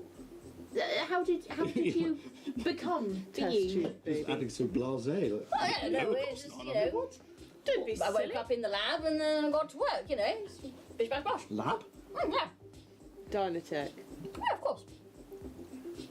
Timothy and Joanne were very lovely about it. They talked me through the whole thing, got me going, set me up in a nice little cubicle. Wonderful. So I suppose they'd be my parents, wouldn't they? Yeah. If you want to be all like Were you- breeder about it. These fucking breeders. Were you this size on your first day? Yeah. proportions, like certain Colouring. yeah. Oh, yeah, I mean, So, of course, we do. We don't all look the same. Ridiculous. No. I mean, you know, like, I mean, for example, my wife is a little bit more of a white colour than I am, and, you know, there's our neighbour, Jenkins, who's, sort of brown and black in his fur, and I work next to a chap who's got little piebald spots on him. Quite interesting. Yeah. I mean, okay, so you have a wife. Yeah. Yes, What- TJ's already mentioned that No. doesn't really like the wife. I mean, I like the wife. I just the wife don't. is fine. but I mean, if you're I don't. Forgive me if I'm offending you, just No, say. no. But I mean, if you're grown in a test tube or a lab, do you need a wife? I mean, it's nice to have the company, I get, and everything, but like Matrix. Yeah, it's just, you know, as you said, company, and you know, it's nice to have someone to go to work with and come home from work with and spend time with, and you know, Linda's fine. She's nice. We get on. So you do have a home that isn't in Dynatech? Yeah. I don't know why you're all so interested, really. curious. Very, I think it's very unusual, that's interesting. all. No, It's not something I've heard of. for me, it's very usual. I mean, it is what it is. Have you not met Stokey before? Is it? Nope. You are the first one I've met. Oh, well. You're rather lovely, though. I enjoyed visiting the 200th floor as well. Do you know, I enjoyed showing you around. I Yes. must say, I think you're a smashing young lad. Oh, thank you. I think you're wonderful too. Oh, bless your cotton socks. Aw. I'll take the first watch. Yeah. I'll take second. Perception checks all round, please. I assume we're just going to go around the table 1, 2, 3, 4. Yeah. Okay. Let's do it. Oh, lovely. That's a 2. Awesome. So 10. 10. Over the chatter by the electric campfire, you can't really see much. There's no windows, and you put a big stone in the way. You probably have enough of an angle to be able to like poke your head through and stuff like that. Eerily still out there. Your watch goes without any kind of complications, let's say, and you know people start bedding down and resting. 20. 20. You hand over to Kaz and you go get some rest. And would you stay inside? Would you squeeze outside? What would you do on your watch? Well,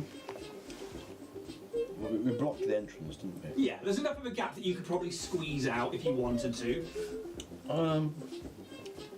I hung a little bit outside, I think. You go outside and again, it's still eerily quiet. Every now and again, maybe on the wind, you hear this like a whistling as it comes through. You hear it really far off in the distance. And I mean, it sounds miles away. Mm-hmm. And I think Kaz would have the understanding of that kind of things, yeah. thing.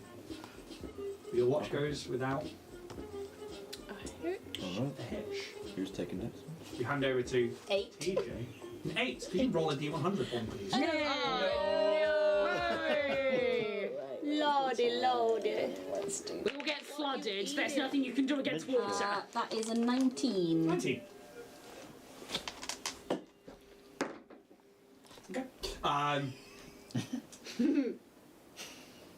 Just becomes you. What would you do on your watch? I think TJ's gone outside and has a whole. I think TJ's very distracted by, you know, the loss of the SS Joan, Vorag leaving, and then starting to kind of maybe examine his life a little closer than he has before, in light of the questions of his new friends. And I think he really wants a wheel at this point, but there is no wheel, so he's just going to kind of run on the spot for a bit, just to get his little heart rate going. There's a moment during this when you're trying to get your heart rate up that you hear a No. and you hear like a buzzing. And you manage to like your ears, these little round hamster ears, kind of like peek up. And you like duck back into the doorway, and you watch as like a small cloud of bug-like beings that look not too dissimilar to what you fought a day or two ago, with wings. Zap, zap, across the sky, over the canyon. Why? Remnants of the swarm. Can I make me a stealth check? Oh no. Okay. Oh no. Stealth. Oh Come no. on, stealth like. Okay. Come on. I just think- imagine like I the think- little one-man I band. think I'm going to use my cred stick for this one just to yeah. really make sure. So it's with So- with 2? Or... You get to basically roll with advantage. Give me that. Come on. That's better. That is going to be 13. Okay. The first roll was a 2. Good. I did a Feeling in my perception waters. check for these, which is what I rolled behind here. Do you know what I rolled? What did you roll? A 1, please, not a natural 20. 12. 12. Squid Game where it's Oh like, my god. Cred stick saved us. Oh, Oh. For anybody who's watching who's maybe not seen the cred stick system before, I stole this from Glass Cannon with their bottle cap system. Starfinder doesn't have advantage or disadvantage, but what I will do is I reward players for a decent RP, a decent pun, or something that hurts themselves in the long run. And Steph's done a few. I think everybody's done one by now, haven't they? No? Okay, we'll keep trying. Maybe try harder. Oh, damn it. do better. Dynatech says do better. And it means that they can spend them before they know the outcome of a roll to basically have advantage or impose disadvantage on a roll. You manage to tuck into the door as this, and you can see them looking, clearly hunting. And they pass. The end of your watch, nothing else happens. Slink back in. Be careful out there, Calyx. Why? Big buggy boys in the sky Oh. with wings and claw. No. Okay. Good chat. Okay. Watch us from inside. Yeah, what would you do? Yeah, I think slowly slink out the door on this basis. Stay very tight to the walls. But I'm going to see, are there any holes higher up in the chasm? Yeah, these walls kind of like, at the point that you're in, certain ones are they're like bony fingers that come up and there's like holes in them. They're not like the ones that you've seen before with the Korovox with the Swarm. These are like clearly carved. And yeah, there are some like further up. There's no stairs going to them or anything, but there are ones at ground level that you're in, there's ones further up. The bit that you're in is probably like 40, 50 foot of stone. So, how long's a watch? This is going to be 2 hours. About 2 hours, yeah. So I think for probably the first half hour, I'll sit in the bottom, looking up, looking down, looking up, seeing if I can hear any of these bugs, listen out for the bugs. Seems clear. And then not hearing anything, I might actually start trying to ascend to some of these higher up ledges. Yeah. Do have a climbing You speed. do indeed, so you can, without 30. a problem, you can climb up and give me a perception check. How fast can a blancmange climb? 30 foot around. Same speed I can move on the ground, actually. They are That's a 19. 19. You begin to go into some of these other holes, and they're really, really similar. Different hollows in different places inside these hollows, but nonetheless similar. There is like worked stone flatbeds, essentially, that are, about 3 foot off the ground, that are carved into a wall that's like 3-4 foot long. Then there are these like little half eggs all around the place, but nothing overly. Stone or eggs or All stone. But they're like Okay. carved into the wall, so it's like a hollow, like a shelf. Right. But yet still devoid of anything. And in one of them, however, there is.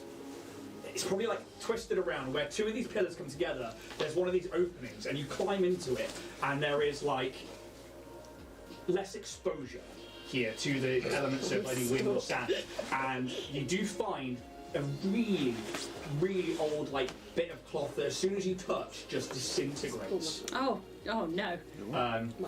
Probably the most preserved thing that you've seen here so far. I think in a lot of this, I will be taking photos for archaeological record purposes. Yeah, absolutely. And I think, so you said it's 40 to 50 until the top. Yes. Okay. Again, I will poke my head out, spend about 5 minutes just listening to see if I can hear Perception check. anything. Use that one. 28, natural 20. Oh my goodness. In the distance, you hear things like and the wind, and like you can definitely hear it at this level, like the whistling of wind through this chasm and through the different channels. Nothing close by. The swarm that maybe passed over earlier has found something else somewhere else, but I will then, on that basis, slowly make my way up to the top, and then just very slightly poke my head over the top, looking in all directions to make sure that there is nothing on the surface. you get to the top of this wall and you are in line with so many of the other peaks of rock around this point, and you can see it's almost flat. At a certain angle it just looks like flat desert, and it's only when you begin to come up a little bit further you can see like the gaps between them, and you can see the channels, and then you can see where a big bit of it is collapsed in. Okay. And you can see where this huge, mile by a mile hole Oh. has wait. fallen through in this canyon. Behind you to the south, things step up, almost like design. You can see the rings getting higher and higher and higher. Huh. But Okay. because time has taken its toll, it looks like a natural chasm. But actually, you realise it's by design. Okay, so yeah, I think probably, so that's probably about an hour that's passed by that point. I will spend about another half an hour on the surface, being as vigilant as, at least half vigilant, while spending the other half trying to map out, figure out where we are, figure out where north is, and what's the optimal way to go north, and then in that last half an hour, come wriggling back down. Yeah. That's peak efficiency. I like it. I mean, realistically, north is north. Yeah, but I know, pathways but it's that like go like seeing that. the hole and going, okay, north goes through the hole, around the hole, to the left, to the right. Try and figure out, is there routes that I can see that look like they would go more north, or whether it's go straight through the hole? Well, I mean, you can map loads of different routes around the hole, and you can map routes that go to the hole, Okay. but then it becomes hard to navigate. Yeah, I mean, The I'm hole. not seeing like Yeah. the entire way, but for at least like half a day's travel, I can try and figure out efficient. Half a day's travel, you could easily get to the other side of the canyon and start getting up to the other side of it if you were to go north past the canyon. Right. Okay. Obviously, you could be outside of the canyon, and on a planet, it's Yeah. on a planet scale, it's Yeah, yeah, fine. yeah. But this thing's huge to you guys, and it's a case that it depends on whether or not you're going past the canyon or if not. But if you're just trying to get to the other, it was essentially a spike to spike canyon, like a gouge in the ground. Yeah, you could easily map around the hole. Well, yeah, that's what I'm going to do, is try and map like 2 or 3 different routes, and then I will abseil back down. Yeah, easily done. So, And yeah, you can rejoin. little silk going down, make sure I leave no trace of me being here. It's something that's interesting with the night sky for you all. As you take your watches and the night has set in, the sky is this orangey red glow, where the sun in this system is this like burning red coal. It gets very cold, and not like freezing temperatures, but it's cold enough that like you notice that you're like, I want to go back to the heater. The stars seem so far away. They're visible, but they just seem lost to time almost. Like it's just unfathomable how far away from anything you are. You know that you're still within near space, which is part of the best area in the Pact Worlds, but you just feel so alone and isolated here. And all of the time, you just feel like the shadows move, or haunt, or just seem darker than you'd expect. You climb down, as dawn starts to breach, and this glowing red sun, as the planet turns and faces it, you get more of a yellow glow from it as well, so that you get a better visual on colour, and you can start waking the party up and beginning a new day. You can take a long rest. Alright. And fresh days off. Are you switching out your biomatter? If it's Well, we want to find Kato first, don't we? So, no, I will keep with Kato then. Can you imagine if you did? It's like, right, back this way. Oh, God damn it. Yeah. So, I'll present to the party the options of routes. We can either go through the hole, Into the hole? or we can take this route around, or we can take this extendedly long route around. How about if we try to go around the hole and see what the compass does? Because if the compass is leading us straight past the hole, I see absolutely no reason to go in the hole. I agree with that. As much as I really want to get in that hole, that is sensible. I mean, you never That's a know. good looking hole. Maybe she has gone down the hole. I mean, it hasn't changed to Well- move down, but who knows, maybe. It'll change if we start going Round to it the will west start- or something. Yeah. in the Well, hole. no, exactly. It will point east. But I so- mean, like, I will say it is a 3D compass, so it will actually pivot up and down depending on. Oh, okay. It is actually part of its thing is that it does actually pivot up and down as well. When you're at the top of that, Oh, that It it does would have actually gone pivot down. down. it points north and downwards. There we go. Oh, Okay. So yeah, we're going down the hole. So on that basis, I Fair will enough. be like, If it is a 360 and Yeah. into it the is. hole, It is a Did 360. you see? there's me trying to allude away from the fact that you know exactly where this bitch is. Did you see? I am sorry, but I did purchase this one for a reason. And I'm not going to bogart it from you. You So- absolutely spent your money and not bought a weapon and got this instead. Yeah. So Online adventures. he's down the hole. Okay. Did you see the best route into the hole? Is it just like trying to explain it, like a plate of overlapping and then it just goes into nothing, or is there something we can climb down, or is there a set of stairs perhaps? Well, all of those tunnels that you found before definitely down towards it, but then obviously the hole seems to like void inwards. Because I'm not just like flinging myself in it. No. Knowing that, Someone can make a lot of silk, though. but knowing that It's going to take me a little while to make. I have rope, Like but about I 3 feel like days it might not to be make enough. some. knowing that your compass pointed down Yeah, during the night, probably. I offer you the same question. Do you change out the biomatter? Do you just want to see? I mean, I agree with your idea that we should probably find until we have found the individuals, and then I can change it out Yes. afterwards. I think So that's wise. we'll keep with Kato for now, Cool. and then And given that we don't know how big this hole is. Maybe it's just down there. Maybe it's a mass of tunnels. given that From the top, you see it's like a mile by a mile. Yeah. Kato is who you would trust the most, Well, she's another Dynatech employee. Well, and exactly. I don't know about TJ, but like very specifically was given the orders to retrieve her / more importantly the information that she has. And we have already lost the ship, so, you know, if we can get one of these things Yeah. done, that will help. so that was a factual statement. We don't want to then switch to somebody who we don't know whose side they're on. In Yes, I mean I've never met. I mean Dynatech's a big employee. There's well over a couple of tens of thousands of employees. Yes, and they Millions. make them. I haven't. I mean, she is part of my department, but my department alone. Well, there's a lot of parts to the department, so I haven't met her, but I would trust her. Mostly. I mean, I'm starting to think that not everyone is so trustworthy, go? but Into the hole, Okay. please. Into the. So, as you move your way towards what would still be following the compass north, and Yeah. you see all of these like tunnels going down, you eventually begin to find ones that are like carved steps.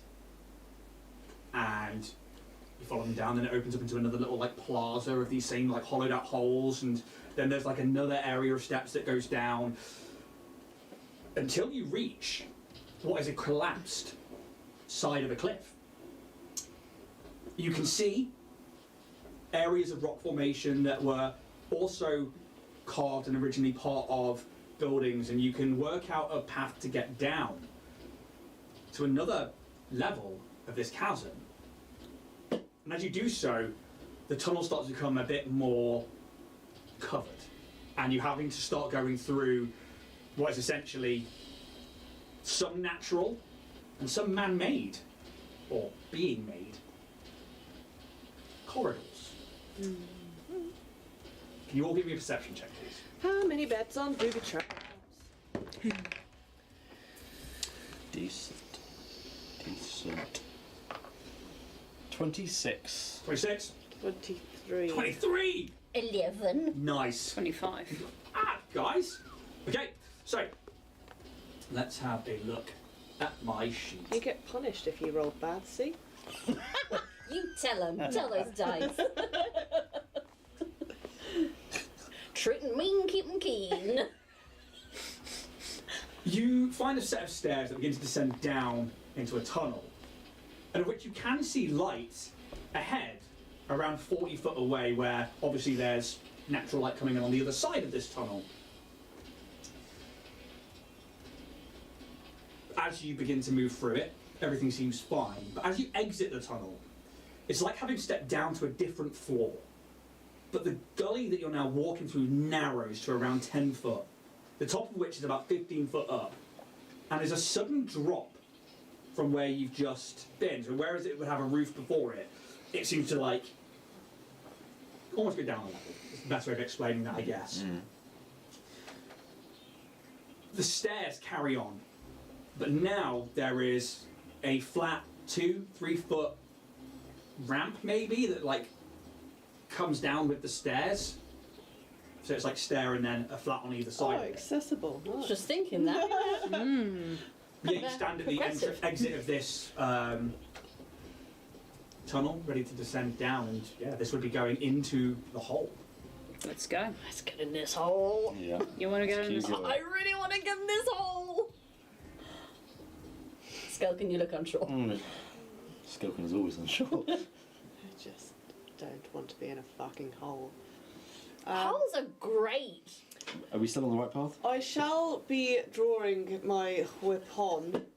I don't think there's much I'm point going to say yes. as a we're on group the trying to same. be stealthy, but I'm going to actively try and be stealthy. Cool.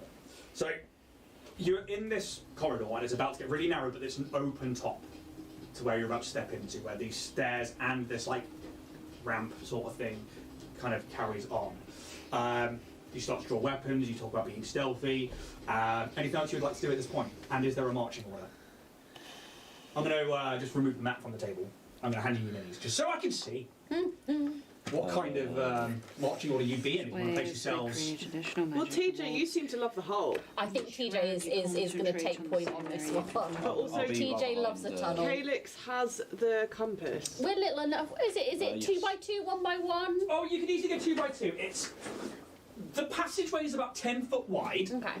with these carved stone, straight up 15-foot walls on either side that descend down, and you can actually see over the top of this as you're moving down, and you can see more rock formations and broken bits of building or stuff ahead of you, but it is starting to get darker as you go down, and yeah. I think I'll be at the back, watching out. Why don't you just all position yourselves closest to me is first, and then...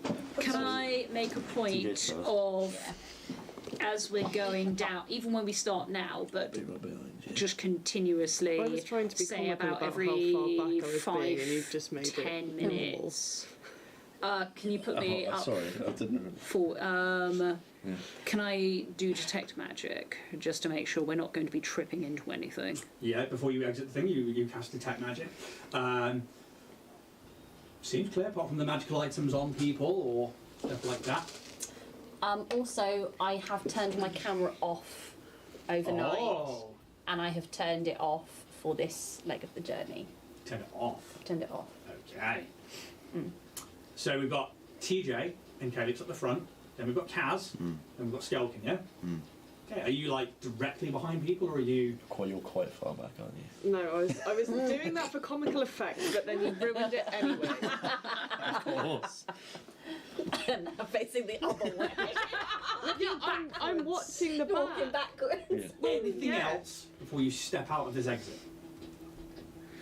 That is truthful. So I will be detect watching magic, behind got us the more than I'm watching the compass. front. Give me a perception check.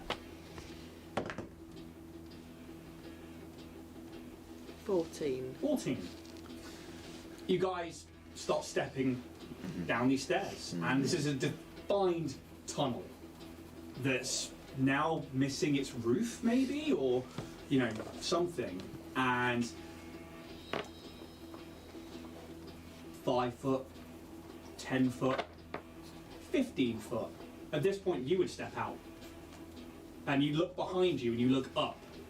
And what you see where this drop has happened is a barrel of stone above in a square alcove. And before you can say too much, at the front you hear as under one of your feet, let's say TJ. Didn't you just say you were looking for shit like that? I was looking for detect magic, Oh, shit. not trap. I even I'm gonna said be that it was real. gonna TJ be will not booming. have been looking. TJ is in existential crisis and excited about tunnels. He ain't paying attention. The step, Play this back. Did I not say booby traps? you did. The step falls, and you watch as you hear that sound. This Skelcon's barrel dead again. begins to fall out of place We're Indiana Jones in it. Oh no. and starts to roll forwards. Run, run, run. No. And we'll see you next week. No! We are Indiana Jones in this, by the way. There are love really tunnels. things that we Anyone have should. hats We to should, lose? new day. Maybe start the new day on a new day when we have our brains left, because we keep making shit decisions at the end of. I think we would have made these Hey, decisions I anyway. tried to at least detect magic Yeah, if there was and any. it's, Yeah. when you said Wasn't you were looking looking traps. back and behind, I was like, that's a good thing to do, because you're going to be able to warn these people to fucking run. You are seeing it Maybe, before it just hits the like, ground. I might have to give TJ and Calix a bit, if we don't die, a bit of a lesson on what the people at the front should be Well, doing. this is the thing. These are the two most sheltered people in the Yeah. universe. Yeah, we're one pretty sheltered, and two, I'm concentrating on magic and a compass. And I like tunnels. And that is where we're going to end this session, with you guys triggering. Way, let's go! R.I.P. Oh, Lord. So To which excited. end? Thank you guys so much. Sorry, I want to kill Calix Um, anyway. Am I going to die first then? Potentially. I have mechanics ready to go for this, so I am going to be Oh my god, we're squishing so some little squishy. people. We are I'm running quite over them. squishy. Yeah. Fuck 'em. But yeah, thank you so much, guys, for sitting through essentially a huge lore dump and. It's got to happen though, isn't it? Yeah, thank you, We like Ian, lores. for Yeah, thank you. dumping your lore. Thank you. Took a big lore dump. No, guys, Dave says thank you. it's great to be back at the table. Yeah. 2024, and hopefully you've all had a fantastic New Year, fantastic Christmas.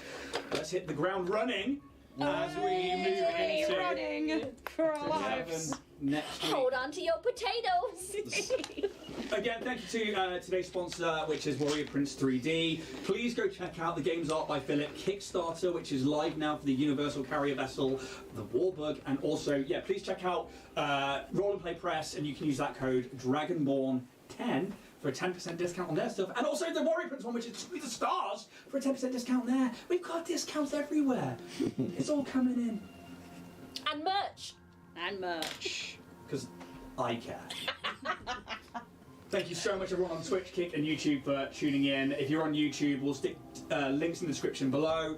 I hope you've had a fantastic New Year, and let's keep it going. Thank you so much, and may the dice gods be ever in your favour. Take it easy, guys. See you later. Bye.